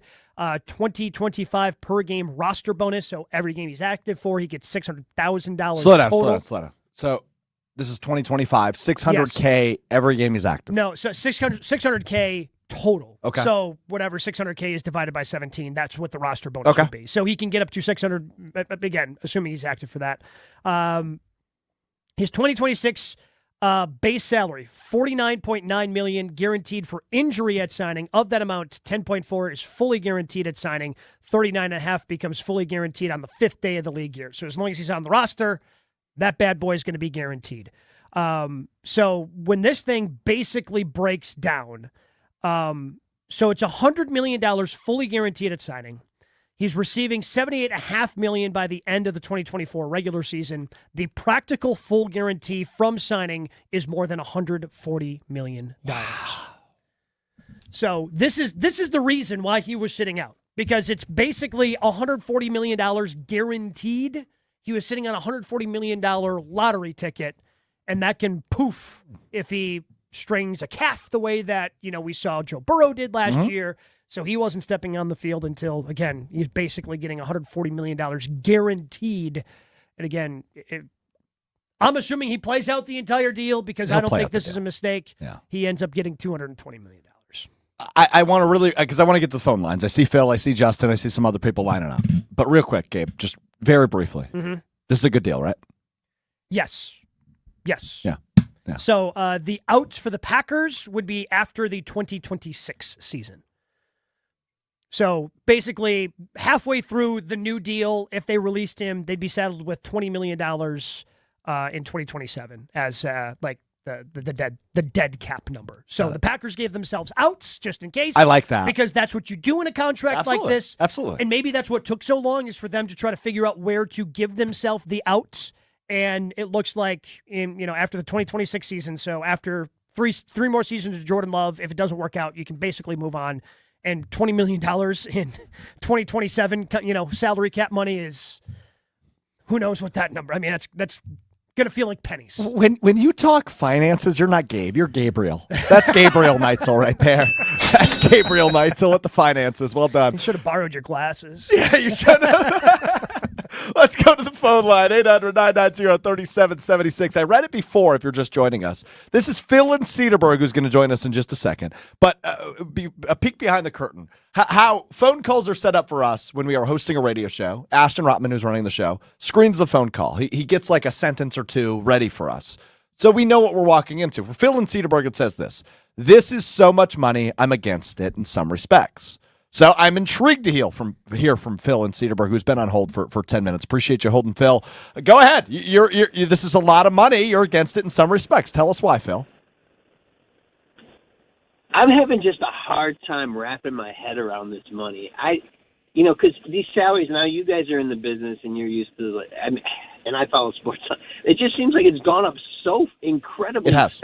Because it has. I know you guys keep saying that, okay, it's just going to be double, and in 5 more years it's going to be double. They're going to be making $500 million a year. I mean, at some point, it's getting so hard to wrap my head around this money. And we talk about it you should get 55, you shouldn't settle for 52. Do you guys really understand how much money this is? No. We talk about it the answer is no. This is insanity. Yeah, it's all monopoly money to me. Right. It means it's nothing to us. Yeah, it's a fictitious amount of money, and it just It's a sign of respect. It's a sign of, hey, it's your turn to get paid. This is what you get paid based on the way everybody else is getting paid. Yeah, go ahead, Phil. It's one game. He plays one game. He is set for generations. Like he plays this one season. The next 5 generations of his are set. I mean, I get it that this is the going rate and all that, and I guess the quarterbacks get paid, and I know NFL makes like gobs and gobs of money from this TV revenue, and it just seems like Phil, I feel like we're close to jumping the shark. We're getting close to jumping the shark. Yeah. That's what it feels like. So is this a Jordan Love thing, or is this a NFL money is outrageous thing for you? Do you think the Packers had to do this? It's a little. I think they. I'm not quite sure. Are they getting 4? Do we have them for the next 4 years or the next 5 years? Next 5. So this contract extension, it adds a little bit of money from this year, but then 4 more years past that. So he is technically under contract for the next 5 seasons for the Green Bay Packers. So if his average for the next 5 years is obviously less than the 55, correct? Right? Correct. If you were to just. Yep. Yeah. Okay. It's a little bit of both because. Everything I've seen about the guy, forget the first 8 games of last year. He's a great teammate. He's a great human being. Yep. He's super durable. He has a great arm. I'm not 100% sold on his accuracy yet. I mean, I looked at a lot of plays last year, and guys were pretty wide open, but he was putting some dimes on on Reed. And you can say, the one thing that bothers me a little bit when people go, oh, we had this inexperienced wide receiver, like he made him. No, he had a great wide receiving core last year. And they're going to be even greater this year. Yes, I'm with you on that. They will be greater this year. They're but, young. But young. he elevated them, Phil. Phil, he elevated them, though. You can agree with me on that, right? Like, he proved his worth by elevating that receiver room last year. You can agree with me on that, right? I think Jared Reed is a stud. I think Wicks is a stud. I think Romeo Doubs is coming into his own. I think he's got a couple really good tight ends. I think he lucked into it a little bit, but he had a loaded room. And yeah, well, he did. I mean, he did have a loaded room, but he elevated them. To an extent, he had a loaded room. But we saw it, and Phil mentioned it, right? He said, I'm going to forget about the first 8 games. You can't forget about the first 8 games, right? Because they matter. No. It's our sample size. Back. It's Nervous our sample. Trophy's back. Yeah, I'm right here. I thought never the left. Second hour you were just, I never left. Going to be all gung ho. No. I mean, your full celebratory move. I am celebratory because this is the right move. They made the right move, Gabe. But you cannot forget about the first 8 games. Yeah.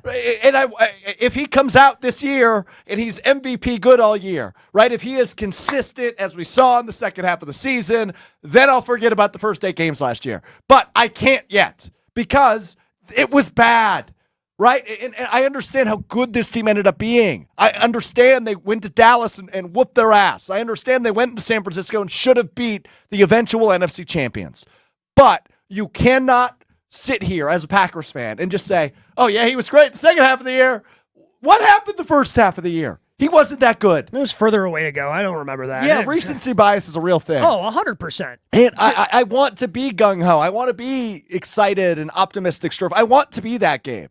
But for us being the Packers, wow, I really wrote myself in after going to the shareholders meeting on Monday. Go. Yeah, I went to the shareholders meeting on Monday. We paid Jordan Love like the best player in football. Mm-hmm. Not the best quarterback in football, the best player in football. Correct. And we should do that.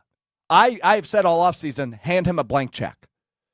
But now he has to play like it. And he didn't the first half of the season. He looked like a rookie last year in the first half of the season. And I understand he gets grace, right? Like, because he picked it up. He looked like the best player in football the second half of the season. So if he looks like that always, great. You got a bargain. You got a steal for $55 million a year. Well, again, to that point, and I know Phil is trying to, we just had Phil in Cedarburg struggling to wrap his head around this.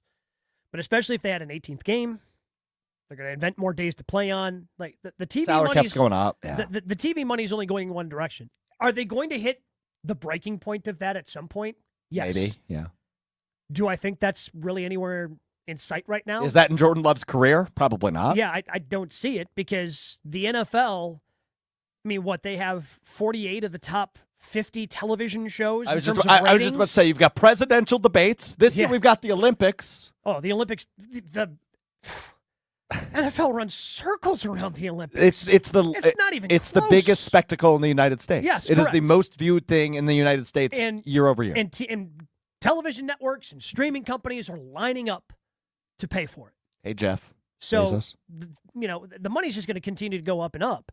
Like Dak's getting 60. Bill Barnwell put in a piece this week that Purdy could get $65 million per year when his contract comes up next year. I didn't even think of that. So, I mean, again, these numbers are just going to go up and up, and you don't have to wrap your mind around it. Just think about it, Monopoly.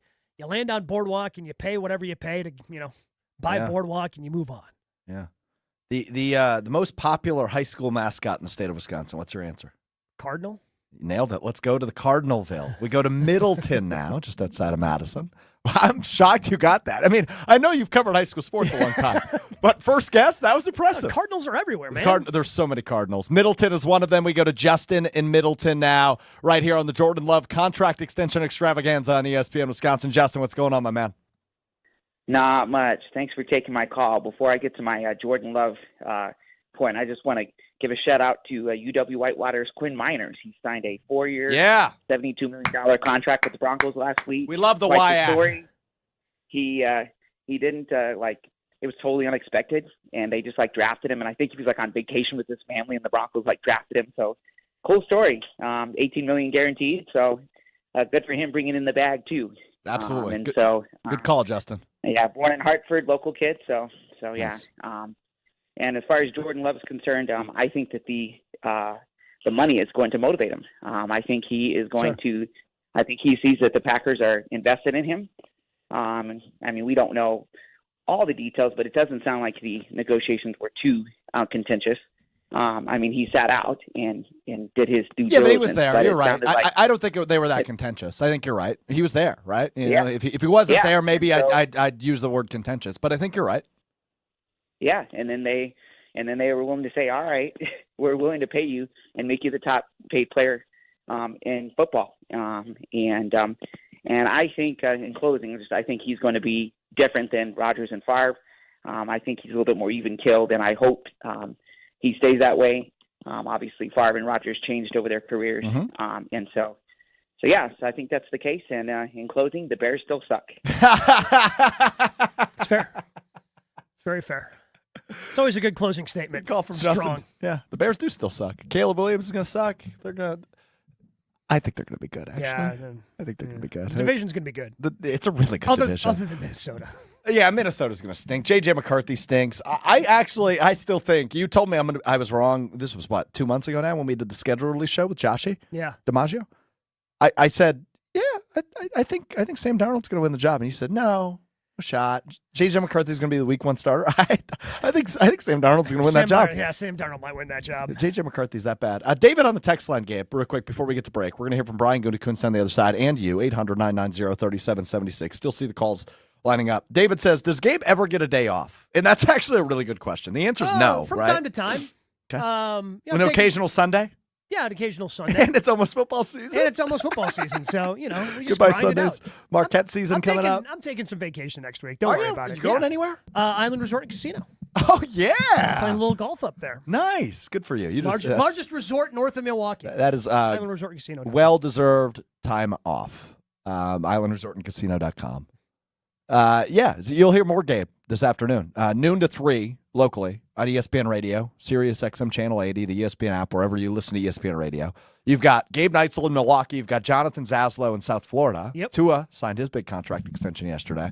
You guys for 3 hours on ESPN Radio. That's yeah. money programming. A lot of NFL talk coming up later today, too. Those ESPN suits know what the hell they're doing. I'll tell you what, man. Gabe Neitzel, Jonathan Zaslow, 12 to 3. We are with you until about 11:30-ish. Gabe might have to jump off to go get ready for his other show. He's the busiest man in showbiz. We'll get to Mac and the show coming up next, as well as Brian Gutekunst at the podium at Lambeau Field. Lots of reaction. Jason Wilde is going to join us in about 10 minutes, 10:35. Adam Schefter, ESPN NFL Insider. He's the one who broke this news. He is going to join us this morning at 11 o'clock. Gabe will jump off. We'll wrap up about 11:30 this morning. as we continue to react. 4 years, $220 million, $55 million a year. The highest paid player in the NFL is Jordan Love, and this is the Jordan Love contract extension extravaganza on ESPN Wisconsin. It's State Fair season. You're listening to 100.5 ESPN, the ESPN app, and Wisconsin On Demand. Welcome to another episode of Analysis, man. From Bucs superstar Giannis. And then I'm going to Chris at the time. What did coach mean? What do you... And even Green Bay QB Jordan Love. There's only one call for these conversations. I've never been in a Lambeau, and I have to, right? What is this Lambeau league? Tune in to the Thanalysis Show, presented by Gruber Law Offices. One call, that's all. Find it today on Apple, Spotify, and anywhere you get podcasts.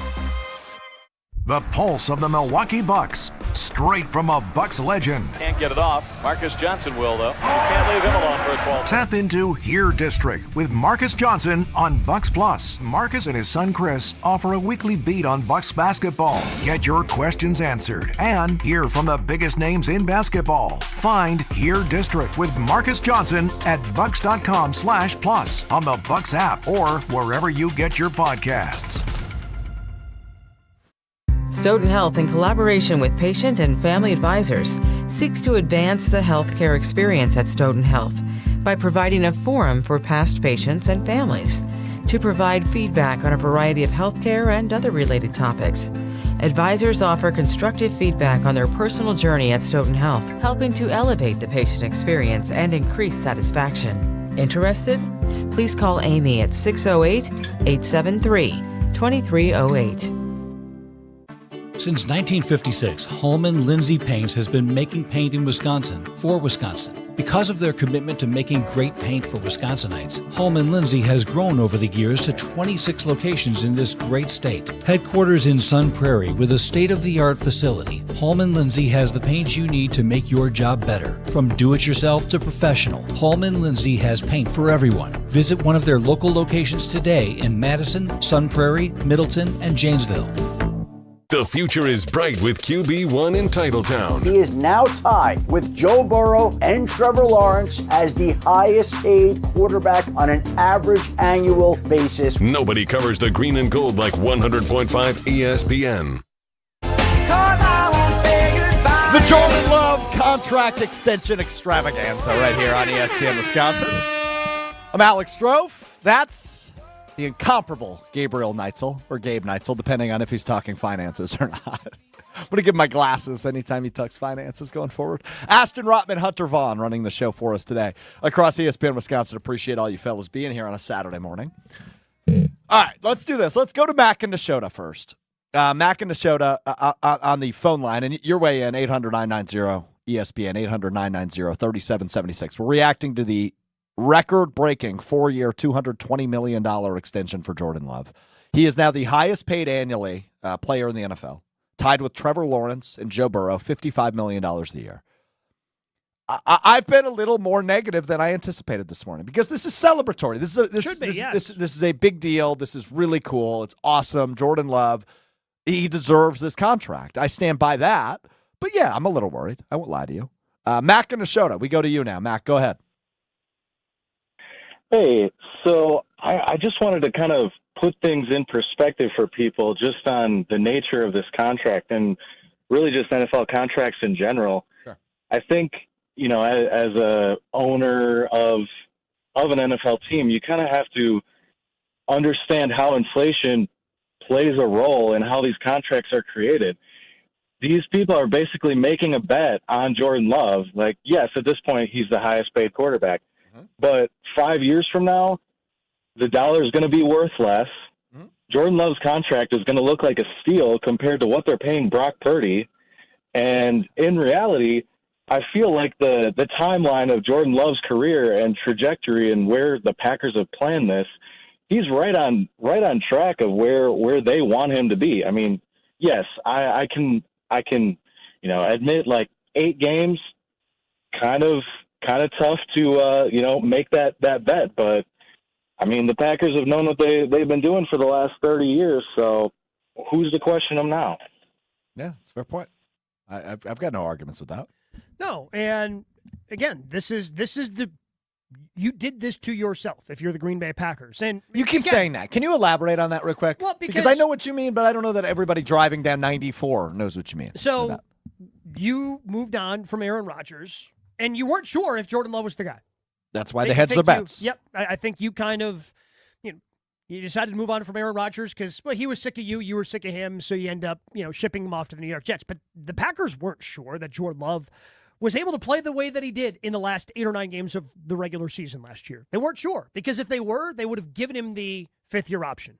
But instead, Brian Gutekunst said, it's a lot of money to pay a guy who hasn't played. So they come up with the half-measure contract and give him a 1-year contract extension. So instead of being able to go to Jordan Love in the middle of the season while he's playing the way he is and offer him a more team-friendly deal, the way that they did with Aaron Rodgers, when he was playing well at the beginning part of his first season as a starter, and they signed him to the contract that they signed him to 8 games in to the 2008 season, you were unable to do that because technically you gave him a contract extension. Couldn't sign another contract extension per the CBA until May. And once we hit that date on May 3rd, Jordan Love's agents were probably, let's kind of see let's see what this market is going to dictate for NFL quarterbacks. And turns out it dictated that Jordan Love is going to get paid $55 million per year. So now you have to pony up and get him that money. And you signed him to a contract that said, hey, if you bet on yourself, you can cash in. And that's exactly what they did. And that's exactly what Jordan Love did. It took us a little bit longer for us to get to this point, a little bit longer than I would like. I would have preferred if Jordan Love would have practiced every day this past week. It's funny you say that. He's practicing now. Real quick, I'm currently watching a video of Jordan Love wearing a red jersey and shoulder pads on a bike, biking to practice in Green Bay. That is so good. That's so good. Real quick, Jason Wilde is going to join us coming up next. But first, Jason Wilde asked Brian Gutekunst this question, and you will hear Goody's response prior to practice today about what ultimately ended up being the contract extension we've been talking about for months and months now for Jordan Love. 4 years, $220 million, $55 million a year. Jason Wilde back and forth with the general manager, Brian Gutekunst. The things he had to go through, and then you guys realizing that he was going to be the next guy. I mean, there were times, I'm sure you saw it too, during practice those first couple of years where I don't know if you could have known if he was the guy or not, right? There were some inconsistencies. No, I think all along. I mean, he made so many big plays early on. He had so many wild throws. It just was the consistency. I think that's the thing. And I mean, as we got to know him early, we realized it was just going to be a matter of time. Now he's got to do it, right? Like you can't put it before that. But I think we saw it. It was just a matter of, okay, how long will it take him to become consistent in these things, And but the talent, I mean, the overwhelming ability to throw the ball, move, athleticism, all that stuff was apparent right away. Again, it was a really weird kind of transition in the NFL with COVID and no preseason. And he was a guy that needed to play. He was a young player coming out of Utah State and needed games under his belt, and just early in his career wasn't able to get that. So, but again, really proud of him for his focus, his determination. And then I think just, we got to certain moments during the course of his kind of development where he was taking over with the ones, and then everything started to accelerate. And then you realized that he just needed to play. And then we got through that part of that season early last year, and then everything took off. Everything took off indeed. Worked out all right for the Packers. In 2023, hopefully it works out even better in 2024, 2025, 2026, 2027. As long as Jordan Love. Is he trying to do some revisionist history crap there? Yes, he was. Okay, all right. I was just going to breeze past it. Okay. You okay with breezing past it? We can breeze past it. But again, it just... He made some great plays early. Yeah, he also made some really crappy plays early.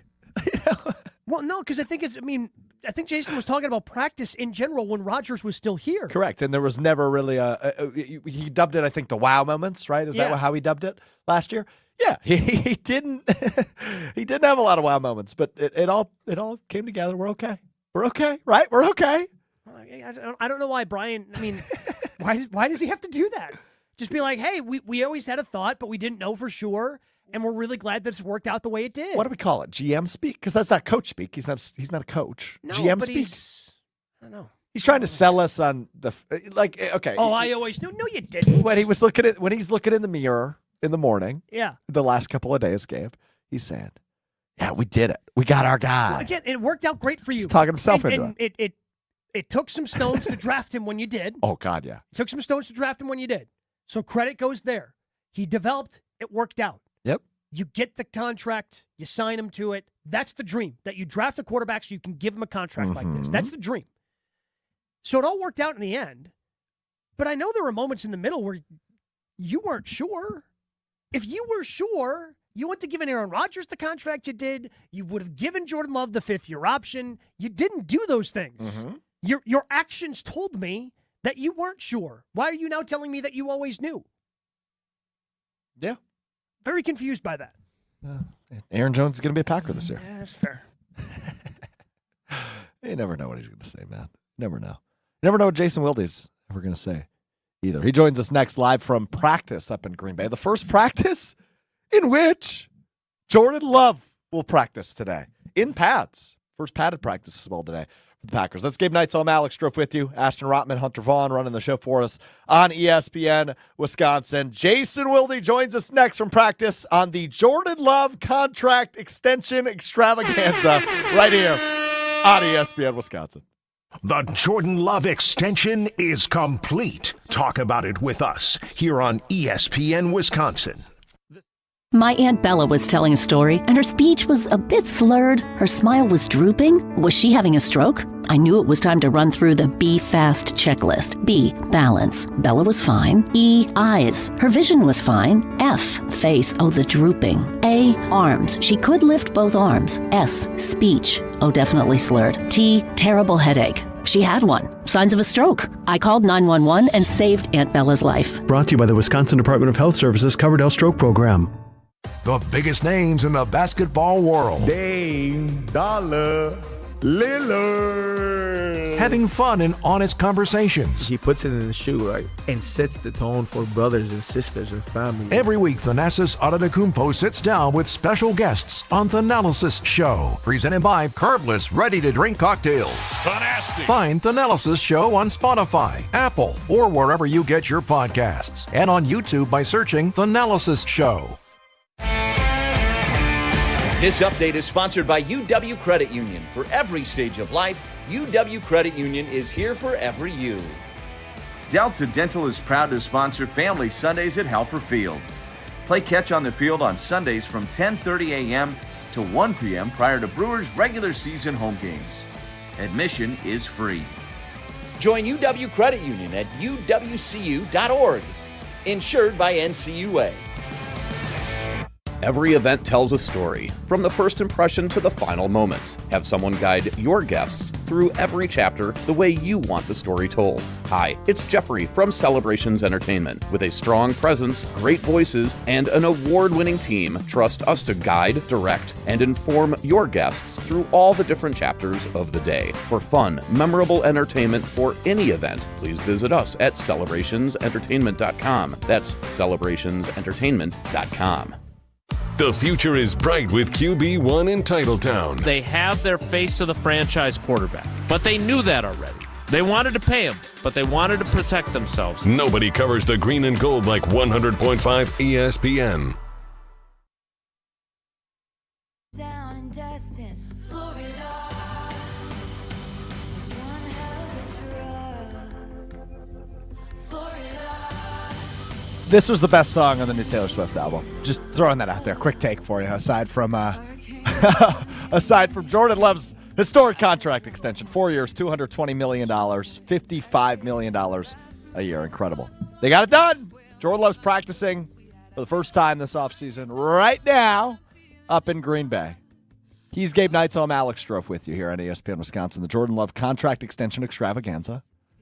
And joining us from the aforementioned Packers practice in which Jordan Love is taking part in is the three-time Wisconsin Sports Writer of the Year, the host of Wilde and Tausch weekdays from 9 to noon right here on ESPN Wisconsin. Jason Wilde joins us now here on ESPN Wisconsin. Jason, it's done. You did a great job hosting the specialty programming last night following the 8 p.m. news dump on a Friday.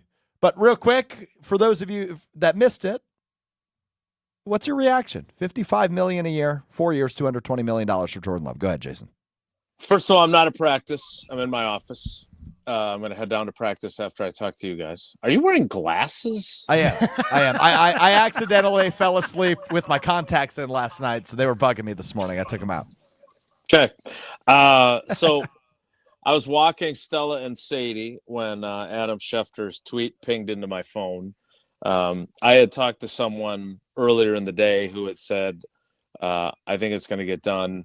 And it did. I didn't expect it at 8:03 or whatever it was when we were walking. But it's a lot of money, and yet it's not as much as it could have been, was my initial reaction. And I think, and I was talking to somebody earlier this morning about this, because obviously Goody is not going to get into the details of the negotiations, and Russ Ball's not going to talk to us. So I have a theory that they did not want to give Jordan Love the maximum amount of guaranteed money. So, we know Deshaun Watson has $230 million guaranteed. We know Burrow's got $219. We've got Justin Herbert at $218.7. But he didn't even get as much guaranteed money as Jared Goff, who got, what, $170 or $175?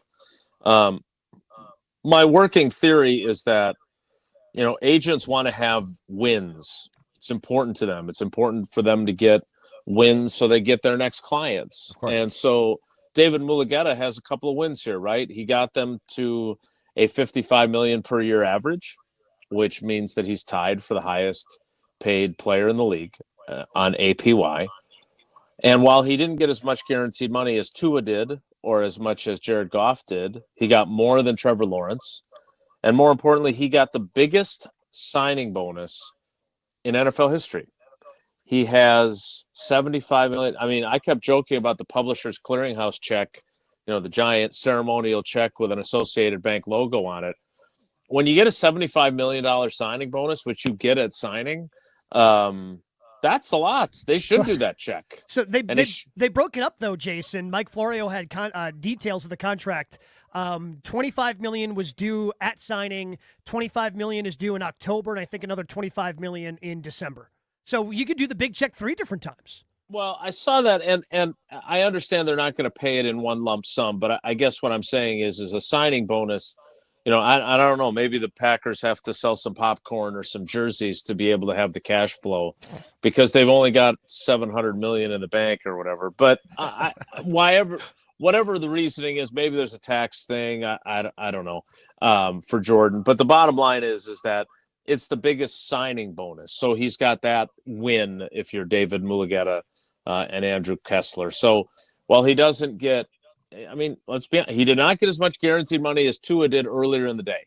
Mm-hmm. So that's worth noting. Now, I want to get to something that I heard Gabe say while I was waiting to come on, because I literally said the exact same phrase to Rob Domofsky as we were walking up the stairs after Goody and LaFleur's press conference. Which was? We don't. Why play the revisionist history game? You don't need to do that. But like we all know, you wouldn't have given Aaron Rodgers $50 million a year going into the 2022 season if you were that sure. So I think there were flashes, but I was really, when he said wow throws, the whole idea of last year's training camp was that there were wow throws all the time. I don't want to say I should have. That and relax, when Rodgers spelled it out on the radio show, I feel like I should have trademarked those two things. I'm just here for some wild throws, because there weren't many of them in 2020 when they were practicing inside Lambeau Field and we were wearing masks, sitting in. Each beat writer had his own section. We were so far away from each other. And then there weren't that many of them in 2021 during camp either. Mm-hmm. I think the truth of the matter came out from Matt LaFleur, who basically said, look, during the 2022 season, when we watched him in practice, and that was when they started to realize, okay, he's putting it together. But it was revisionist history, because and it's an important question in my mind, because they also delved into it. LaFleur did it for sure, talking about Aaron and talking about Patrick Mahomes sitting most of his rookie year, Kirk Cousins not having to play right away in Washington when Matt was there. I really do wonder if we're sitting here today celebrating this and seeing what Jordan has become if he had had to play right away. And maybe he would have. Maybe he would have gone through all those growing pains and he'd have come out on the other side. But dude sat for 3 years and then had the growing pains he did last year for the first half of the season. And what bothers me about that, and Gabe's heard me say this before, and Strouf, I think you probably have too, I just think it's really important not to undersell how much this guy worked his ass off to be in this position. And so to kind of suggest all the talent was always there, sure, but he took that God-given talent and he had to work his ass off for it to come out to the level that he got paid what he got paid, because he was not looking the same way that some of these other quarterbacks probably did. He needed to work at it. He needed Matt LaFleur. He needed Tom Clements. And that's what should be celebrated, in my opinion. Yeah, because it's okay that they had doubts on him, Jason. It's okay that because this is ultimately the dream. When you draft a quarterback in the first round, you dream as a GM that you give him a contract like this one day, because that means he's good, and that means he's going to be your guy. So you had some doubts. We all did. Everybody had some doubts about him. It's okay. I don't understand why he felt the need to go revisionist history, but I guess that's just added to the list of things that confuse me about Brian Gutekunst when he talks to the media. Well, and look, I think that there's some other pieces here that obviously you and I agree on that, but there's more important pieces here, and one of them, and I don't know if you guys got to it in the audio yet, but to me the really interesting thing is we keep talking about how level-headed and even-keeled and consistent he is, and those are all true. I mean, I don't claim to know him as well as I have known some other players in my career, but I think I'm getting there with him. I think I've got a really good relationship with him, and we've had a lot of conversations in the locker room after 2 years of not even ever being in the locker room while he was here in 2020 and 2021. But as I pointed out to Goody, I said, I remember when Cobb signed his contract, and he felt such responsibility, and he was so conscientious that he wanted to justify the contract. He wanted, for the team that paid him big money, he wanted to play well so he could repay them for paying him. And if there's any way that I see Jordan feeling pressure, that would be it, given what I know about his personality. He's not going to get complacent. He's not going to get fat and happy. There's no way he's going to do that. I don't think he's going to change and suddenly become a jerk and, treat his teammates poorly or whatever else. I don't think that. But I do think that he cares about being really good. And I do think that and I'm not saying this will happen, I'm saying if there is any sort of pressure that he will feel, it will be, these guys have given me the keys to the kingdom. I need to make sure that I deliver on that. And if that pressure, and I'm going to ask him this later today, hopefully, how does he deal with that? Because he's dealt with every other pressure. He's dealt with the pressure of following Aaron Rodgers. He's dealt with the adversity of sitting for 3 years on the bench. He dealt with not being very good in the first half of last season. I mean, dude completed 57% of his passes. And then during the final 10 games, including the playoffs, he completed 70% of his passes. Like, again, he has answered the bell time and time again. This is a new bell with new expectations, and I'm really eager to see how he handles it. I guess I'm not as worried about that, Jason, just because you mentioned last year. I mean, what do you think is more pressure? The pressure of now playing with the big contract hanging around your neck, or he was playing for his career in the last 8 games last year? Yeah, and look, I want to be clear. I'm not worried about it either.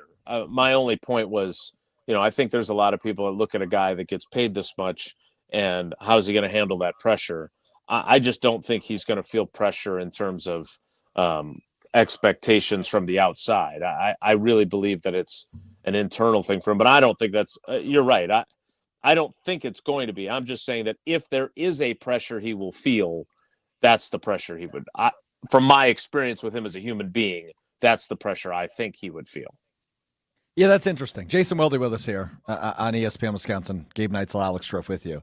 Because Gabe and I were talking in the first hour, Jason, about our conversation at State of the Packers at Summerfest, the annual show we do every year. kind of breaking down position by position group. And during our conversation about Jordan Love, which was about a month ago at this point, you talked about the pressure he will feel and will put on himself when he signs this mega extension, which he ultimately just did about 10 minutes ago, according to Adam Schefter, officially signed to his record 4-year, $220 million deal. The expectation, the word expectations, is the one that keeps sticking in my head, Jason. Because when you sign a guy to this type of deal, the expectations skyrocket. And I'm having a hard time, as optimistic as I typically am, I am having a hard time forgetting what he did the first 8 or so games of the year, which was kind of meh. What are the expectations when you sign this kind of deal in your mind? Is it MVP candidate? Is it 12 wins? How do you set the expectations for a deal like this? Yeah, it's a really good question. I do think that it's a valid, I don't want to say concern, but if there's something to be apprehensive about, for me, I look at what he's done and I think it's really impressive and he deserves a ton of credit for it. But I haven't forgotten the struggles of last year. Now, do I think he's going to struggle to that degree? No, I don't. But and this is something I talked about with him and with LaFleur, with Adam Stenovich during the offseason. Like, remember, this is now a different ball game for him. He was an unknown commodity. Like, opposing defensive coordinators had seen some preseason film. They had seen the Chiefs game. They had seen the snaps against Philadelphia in 2022, but that was it. And now they have 19 games, including the playoffs. He started every game. They now have a much better idea of who he is and what they would perceive to be his weaknesses. So they are going to have a better idea of how to game plan for him as defenses than they had last year. Now, does that mean he's going to stink? I don't think so. I'm not saying that at all. What I'm saying is that I don't think he's going to make it look as easy as he did at times last season. And look, I think we do tend to lump all those games together, and the numbers are impressive. He did not play well against the Giants. Like, in fairness, that Tommy was not, DeVito outplayed him, Jason. He did. And so again, there is growth to be had, but look, I don't claim to have all the answers as a coach, but I listened to LaFleur today talking about Sean Clifford when I asked him about Sean Clifford toward the end. And I loved what he said about, learning from mistakes and not making the same mistake twice. And it's all about development and chipping away and pushing these guys to improve. And Jordan Love is still in that phase too. Let's not treat him like a finished product. He is not Aaron Rodgers of 2014 yet. He's got a ways to go. And so there's going to be some ups and downs, but there's no denying. You can play revisionist history if you're interested, but what he is now is a very good NFL quarterback, and we will find out just how good or great or MVP great or Hall of Fame great he is capable of becoming in the coming years. His bottom line, though, is he's really good. Is he going to be great? We're all going to find out together. We're all going to find out together. I heard you say something, and I wrote it down. I don't claim to know everything as a coach. Jason Wilde, I don't know, for those of you that maybe missed Wilde and Tausch yesterday at about 11:50 a.m., that is a championship-winning coach right there. Softball team. His daughter's softball team. Jason Wilde, championship-winning coach. He does. So he actually does know a few things as a coach, Jason, right? You know a thing or two. Damn good coach. I just believe that it's important to put the fun in fundamentals, and hell yeah. And like I said yesterday, and steal a page out of great coaches like Shaka Smart's book, and do milkshakes after games and bring people together. Yep, I think you can. I think you can work hard and improve and have fun at the same time. And those girls, I was, much like I get to be on this team because we kicked ass last night. I thought having Rob Domofsky and Brian Bulaga I thought and you were Brad talking about Nortman. softball. I also thought he was talking about No, that was softball. Wednesday. That was Wednesday. We were. Jason's fired up about the Kicked ass softball last team. night. No. The coverage that Jason Wilde anchored last night. Go ahead, Jason. Yeah, anchoring is an interesting word. I've never done that before, but I think that is what I kind of You did. anchor yesterday. every day. What do you mean? Oh, I just try to keep Tausch under restraints. But we got a really good group, and I know you guys are doing the show today, which is awesome because but we're not kicking weren't ass able like to you be a did part of last it night, right? That's what you're getting at. We're not kicking ass like you did last night. That is not what I'm getting at all, other than the fact that you erroneously said I was at practice when I was waiting for you guys. And now I'm going to go to practice now that I'm done talking to you. But look, you're done. Okay, it's really neat when you get to be part of a team that does a really good job. And whether it's a softball team with a bunch of talented kids who overcame my mediocre coaching, or if it's being on the team that put together in a matter of minutes a radio show and a YouTube TV show to cover what happened. I was really proud of our team, and you guys are doing a hell of a job today. I've been listening ever since I got done transcribing, and I just, this is what's fun about this job, is when there's some big news and you get to report on it and talk about it and react to it and give thoughts about it. But now it gets real. Yeah. They've got their quarterback. They've got all this young talent we keep talking about.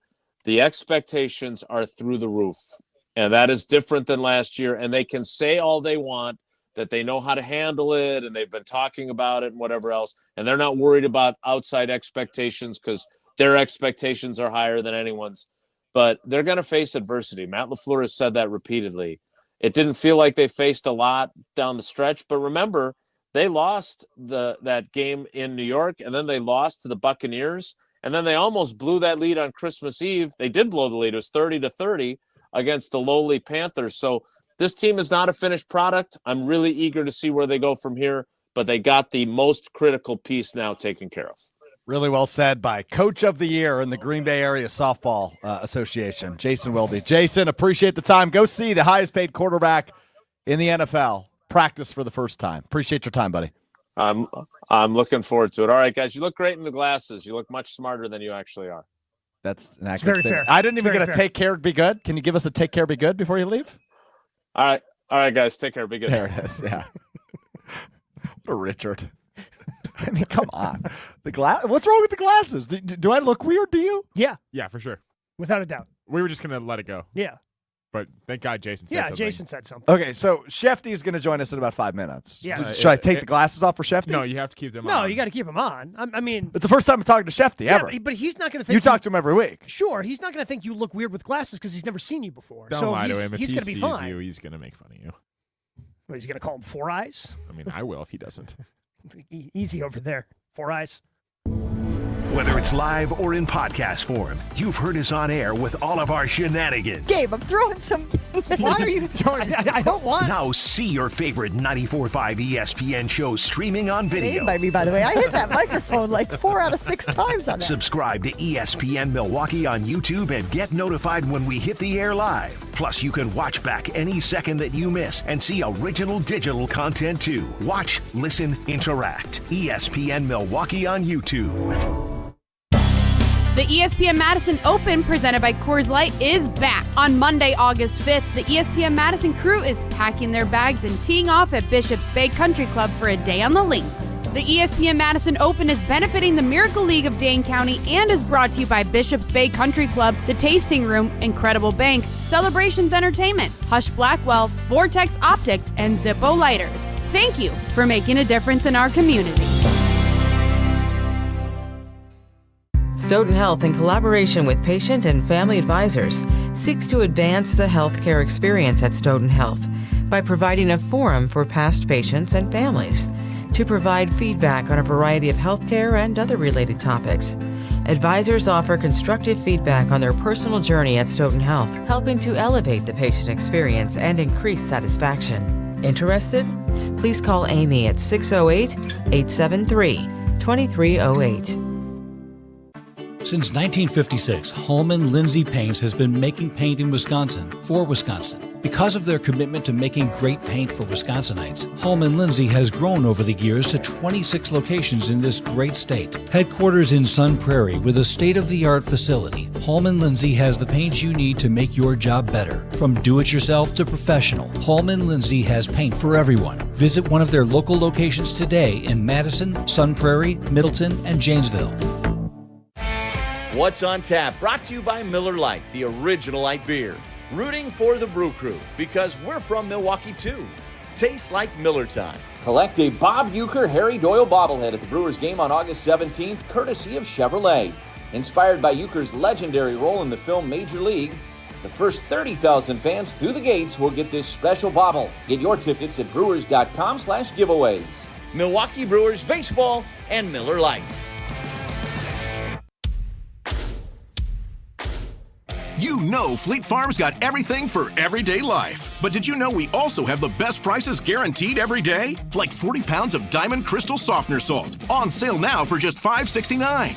Or a 40-pound bag of Black Oil Sunflower Seed, on sale for $17.49. And on the odd day you find a lower price, we'll match it. Any day, every day. Fleet Farm's got everything you need for everyday life, all at the best prices. Guaranteed.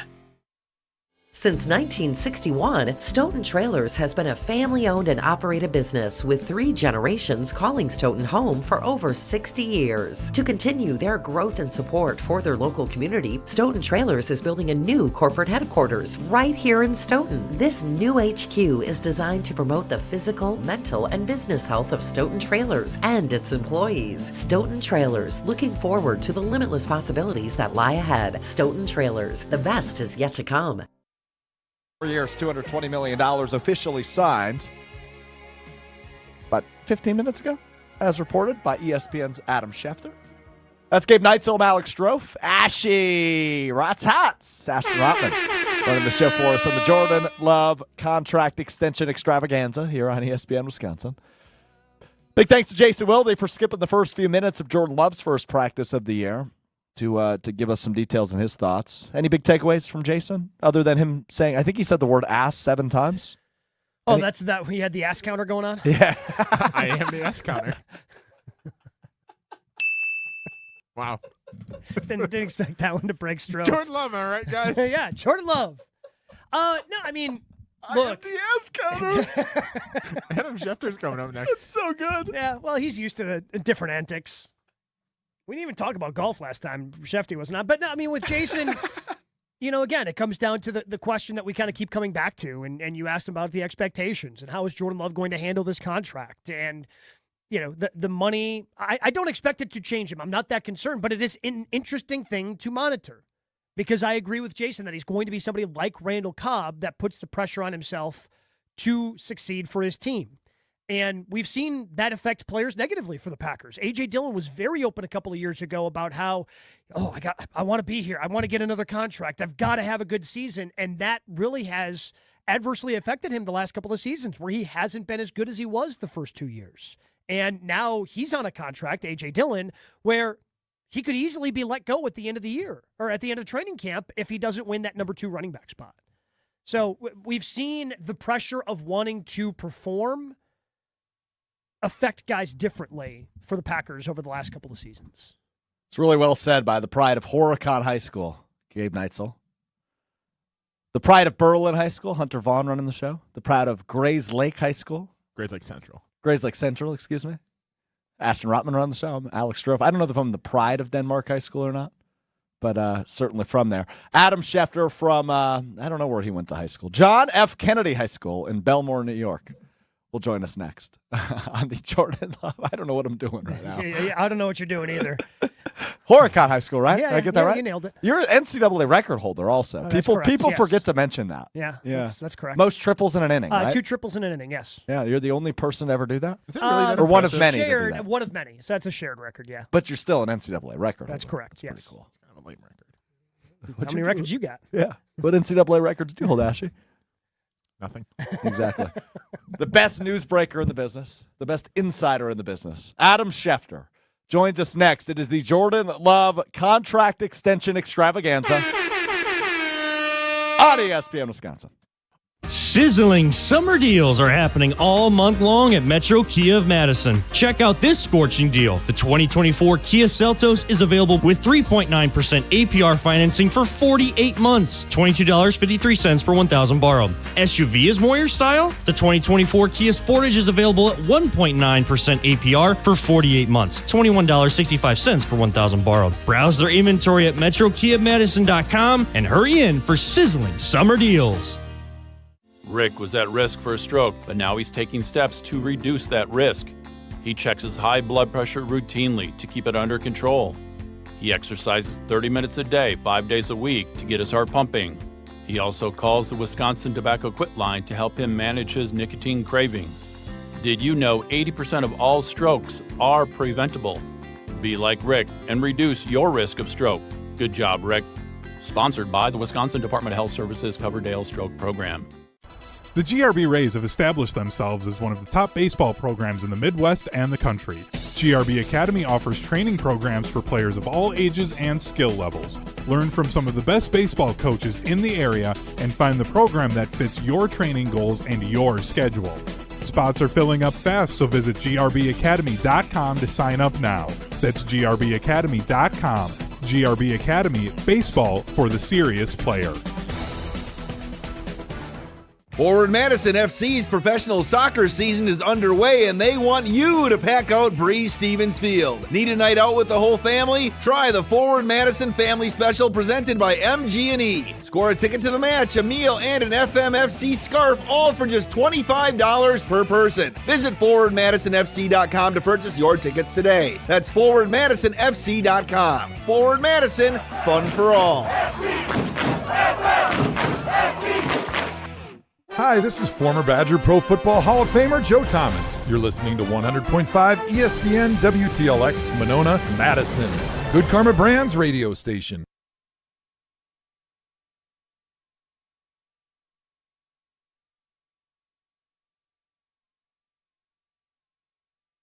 The Packers QB of the future is locked in. Jordan Love has been extended to a historic deal. This is special green and gold coverage on ESPN Wisconsin.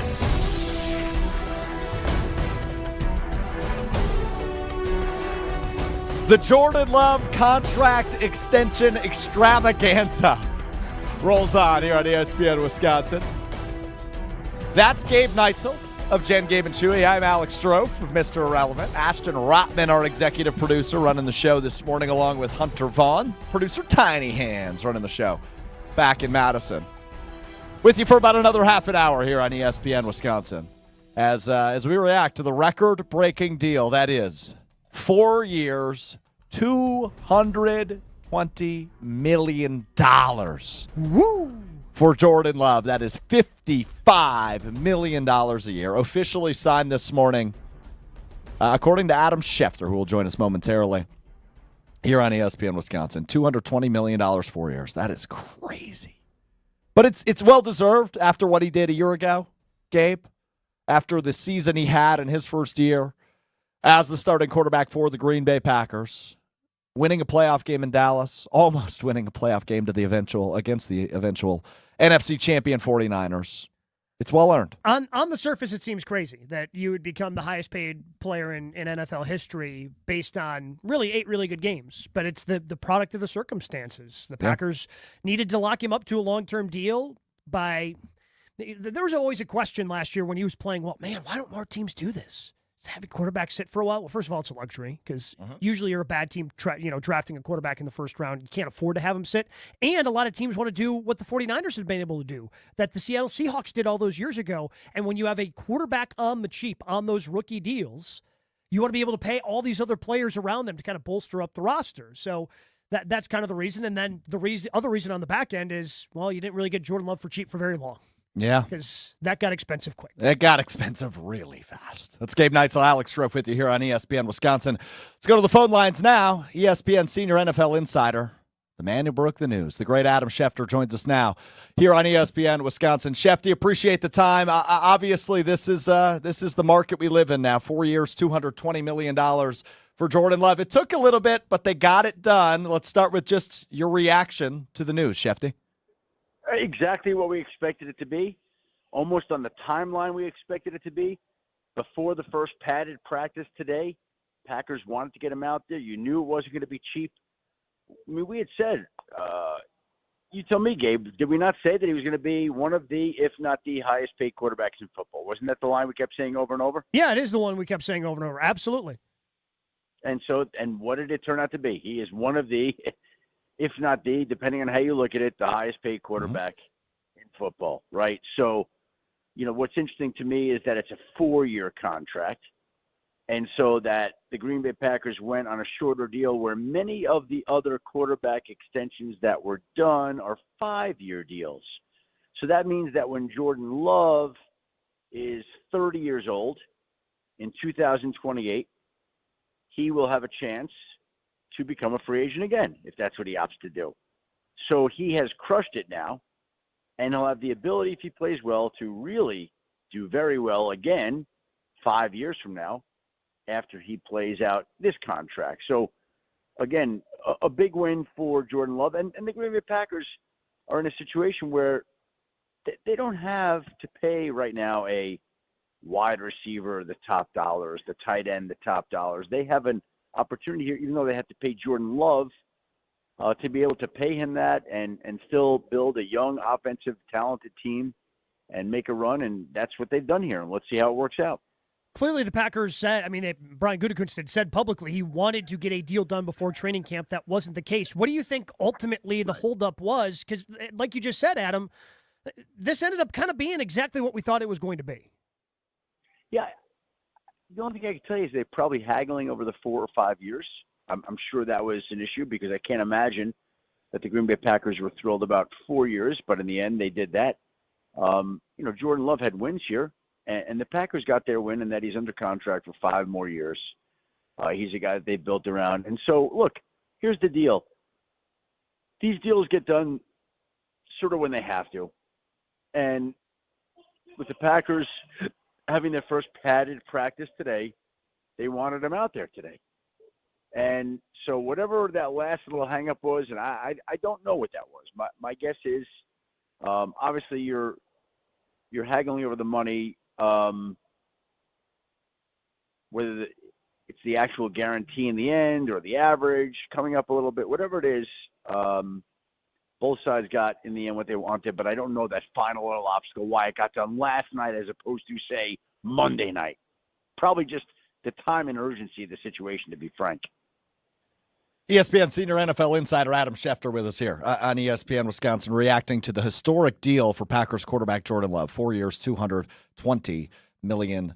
Schefter, we've talked a lot this morning about expectations, what this does, right? When you look at the deal, the guys he's with, Joe Burrow, who played in a Super Bowl, Trevor Lawrence, the former number 1 overall pick. When you pay a guy this much money, what does that do for the expectations for Jordan Love? Yeah, I don't know that it changes it drastically. Like, here's a team that traded up to get this guy. Here's a team that traded Aaron Rodgers to make room for this guy. There were always some form of expectations for him. He was always expected to be able to do something significant and special, right? And so in this particular case, this is just the next step in that development, in that progression to where now the money's come. So do you think there's that much more pressure in the NFL playing quarterback because you got a contract? Like, you don't think there's been pressure on Jordan Love all along when they drafted him, when they traded up to get him, when they traded at? Like, this is what he's battled all his career here. So it's just another layer of it, but I don't think it's anything drastically different than the pressure that he's overcome before. It's an interesting way to put it, though, right? Like, I guess I haven't viewed it that way, but it's a good point by you. But again, has he not played the toughest position in sports for a rabid, for a rabid fan base? Like, so there was no pressure then? There was no pressure when they traded up to get him. There was no pressure when he came in. There's no pressure when people are wondering why they took him as opposed to drafting a wide receiver. No pressure. No pressure when they traded Aaron Rodgers, one of the great players in NFL history, to make room for him. Like, okay, yeah. So they gave him this big contract. Okay. Yeah, we knew it was coming. You knew it was going to happen. Okay. So there's more pressure on that position? More? I don't know how that is, but okay. I mean, I understand it's just another level of thought process, but I don't think that's the way that many top athletes think. So the question now becomes, Schefty, how long before this contract seems like a deal? Because I remember everybody freaking out about the 10-year, $450 million contract that Patrick Mahomes signed. Right. And now in an annual average value basis, he's not even in the top 10 of NFL quarterbacks. Right. So how long before it seems like this contract's almost a steal? Well, what I would say is the market will start to turn presumably next offseason when Dak Prescott resets the market, when Brock Purdy, I would think, passes up these deals, and there will be two deals right then and there that get done. And then at some point in time when Patrick Mahomes sees all these deals, then he's going to redo his deal. Josh Allen's going to redo his deal. Someone's going to win the Super Bowl and want to redo his deal.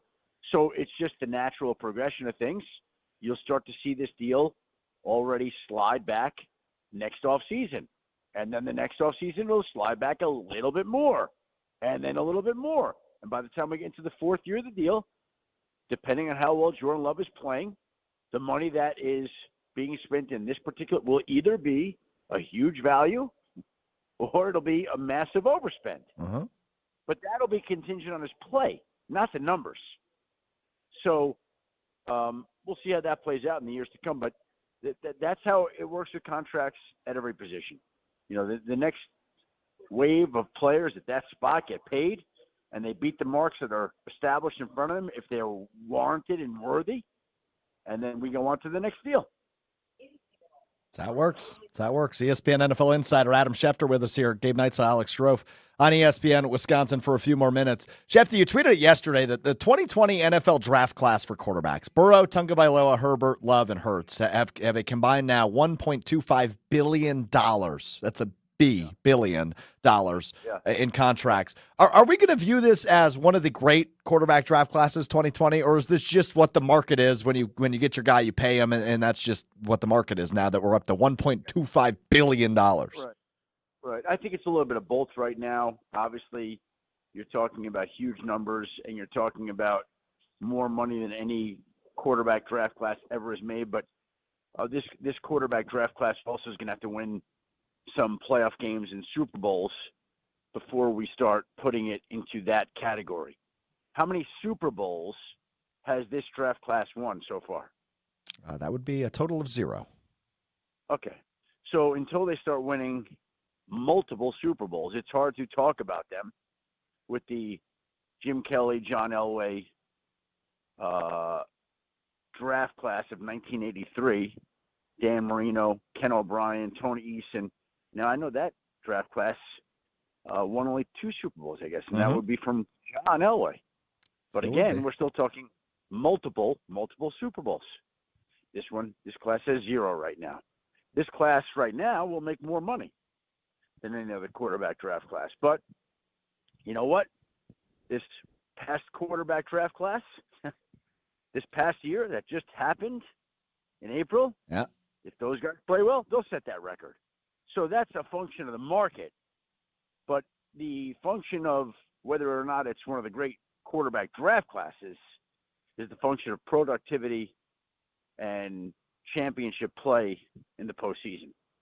Okay, well, you say that. Let's talk about the 5 quarterbacks in the 2020 NFL draft class. In your opinion, Adam Schefter, which of these teams has the best chance to win a Super Bowl next? Is it the Bengals, the Chargers, the Dolphins, the Eagles, or the Packers? Well, that's not just a quarterback question. That's an organizational team-wide question. And I think if we were to look at that right now, you could make an argument. I can make an argument for a few of those teams. Would you be surprised if the Packers or Eagles won the Super Bowl this year? I wouldn't be. Doesn't mean they will, but I do believe that they're good enough to contend and compete for that. Would you be surprised if the Bengals or Dolphins did? I would think that they'll have a chance to compete for it. Again, so much has to go right. Your quarterback has to play well. But a lot of these quarterbacks are in good positions. And honestly, they're so early in their careers that there's still so much work to be done and so much history to write and so much that is left ahead of them that it's hard to define their legacies 4 seasons into their career. Like, it's just way too early. Way too early. By the way, you could tape this and play it back 5 years from now, 6 years from now. Our view of these guys, the way they are today, and the trajectories of their careers will be different in 6 years. Some of them will exceed what we expect. Some of them will disappoint from what we expect. And I don't know how that's going to go. They don't know how that's going to go. We don't know. But that's the nature of a career. It's a long journey. And there are ups and downs and stops and starts. And obviously the best ones perform at the highest levels over an extended period. That is the challenge for each of these men. And that is what each of these teams is investing in, thinking and believing that they have the guy to do it. And some of them do. And a couple of them will probably be wrong. Yeah. Schefter, I'd love to talk to you about who you took in the 3M Open, but I think the folks Tony here Finau. you took Finau. Well, that's just a smart choice. That's just a smart choice. Well, he's not doing great right Well, now. no, but I mean going in, like it wasn't a very good field. Like Finau was the right, Can't fault you. Man, I need him. I need Tony Finau to pick it up here. The final 2 rounds. Amazing. Adam Schefter, ESPN Senior NFL Insider. We appreciate the insight, my friend. Thanks for taking the time. You got it, guys. Have a great day. It's Adam Schefter from ESPN, the man who broke the news. Jordan Love, now the highest paid player in the NFL. 4 years, $220 million contract extension, $55 million a year. You can hear more Gabe Neitzel coming up about 40 minutes here on ESPN Radio with Jonathan Zaslow, 12 to 3, nationally. Sirius XM Channel 80, ESPN Radio worldwide. Gabe, appreciate the time. Great hanging out with you, brother. Always worth getting up on a Saturday morning to hang out with Strouf and his glasses. I'm sick of you mentioning the glasses. We'll wrap up our Jordan Love contract extension extravaganza. Gabe Neitzel coming up next right here on ESPN Wisconsin. You're listening to 100.5 ESPN, the ESPN app, and Wisconsin On Demand. Derek Jeter for American Family Insurance. Life's better when you're under the American Family Insurance roof because they'll help protect your family's dreams. Whether it's a kid like me aiming for the big leagues, future rocket scientist, or a budding prima ballerina, you can count on an American Family Insurance agent to help you dream fearlessly. Get a quote and find an agent at amfam.com. Products not available in every state. American Family Mutual Insurance Company, SI, and its operating company, 6000 American Parkway, Madison, Wisconsin. Good Karma Brands is proud to be an equal opportunity employer. Our policy is to provide equal opportunity employment, development, and advancement to all current and potential teammates. If you are an organization that maintains a job bank, provides employment information, or gives job referrals, you may request to be placed on the station's mailing list for future career opportunities. To learn more about careers at Good Karma Brands, please email careers@goodkarmabrands.com. When it comes to security for your home and family, you want a winner, and we found one when we placed our trust with J&K Security Solutions. This is Greg Gard. Kim and Jeff hit the game-winning shot for us with the Control 4 home technology system. Home or away, from our smartphones, we can open the garage door, dim the lights, turn on the TV, as well as arm the security system. That's convenience as well as peace of mind. Let J&K Security Solutions do for your home or business like they've done for us. Call 255-5799 or online at jksecurity.com. Stoughton Health, in collaboration with patient and family advisors, seeks to advance the healthcare experience at Stoughton Health by providing a forum for past patients and families to provide feedback on a variety of healthcare and other related topics. Advisors offer constructive feedback on their personal journey at Stoughton Health, helping to elevate the patient experience and increase satisfaction. Interested? Please call Amy at 608-873-2308. The future is bright with QB1 in Titletown. They have their face of the franchise quarterback, but they knew that already. They wanted to pay him, but they wanted to protect themselves. Nobody covers the green and gold like 100.5 ESPN. Screening, thank you. You got it? Thank God. Thanks again to Gabe Neitzel, Jason Wilde, Adam Schefter, all joining us throughout today's extravaganza. I'm Alex Strouf with you from the Gruber Law Office's One Call That's All studios at the Avenue in beautiful downtown Milwaukee. Aston Rotman, producer Tiny Hands, Hunter Vaughn running the show for us today across ESPN Wisconsin. We've been reacting all morning. We reacted last night as the 8:03 p.m. news dump that was the largest contract extension in NFL history. 4 years, $220 million. Jordan Love is the highest paid player in NFL history, tied with Joe Burrow and Trevor Lawrence, $55 million a year. I mean, that's just bonkers, right? I mean, the way we look at this is, yeah, he'll get extended. We've kind of been saying it since May, right? Like, okay, it's just a matter of time. It'll be this week or next week, and it took a little bit. And that's the one thing I don't think Gabe and I got into enough today. What the heck took so long? The Packers have known since May 3rd. That's almost 3 months ago. That'll be 3 months ago this week, that Jordan Love was eligible for a contract extension.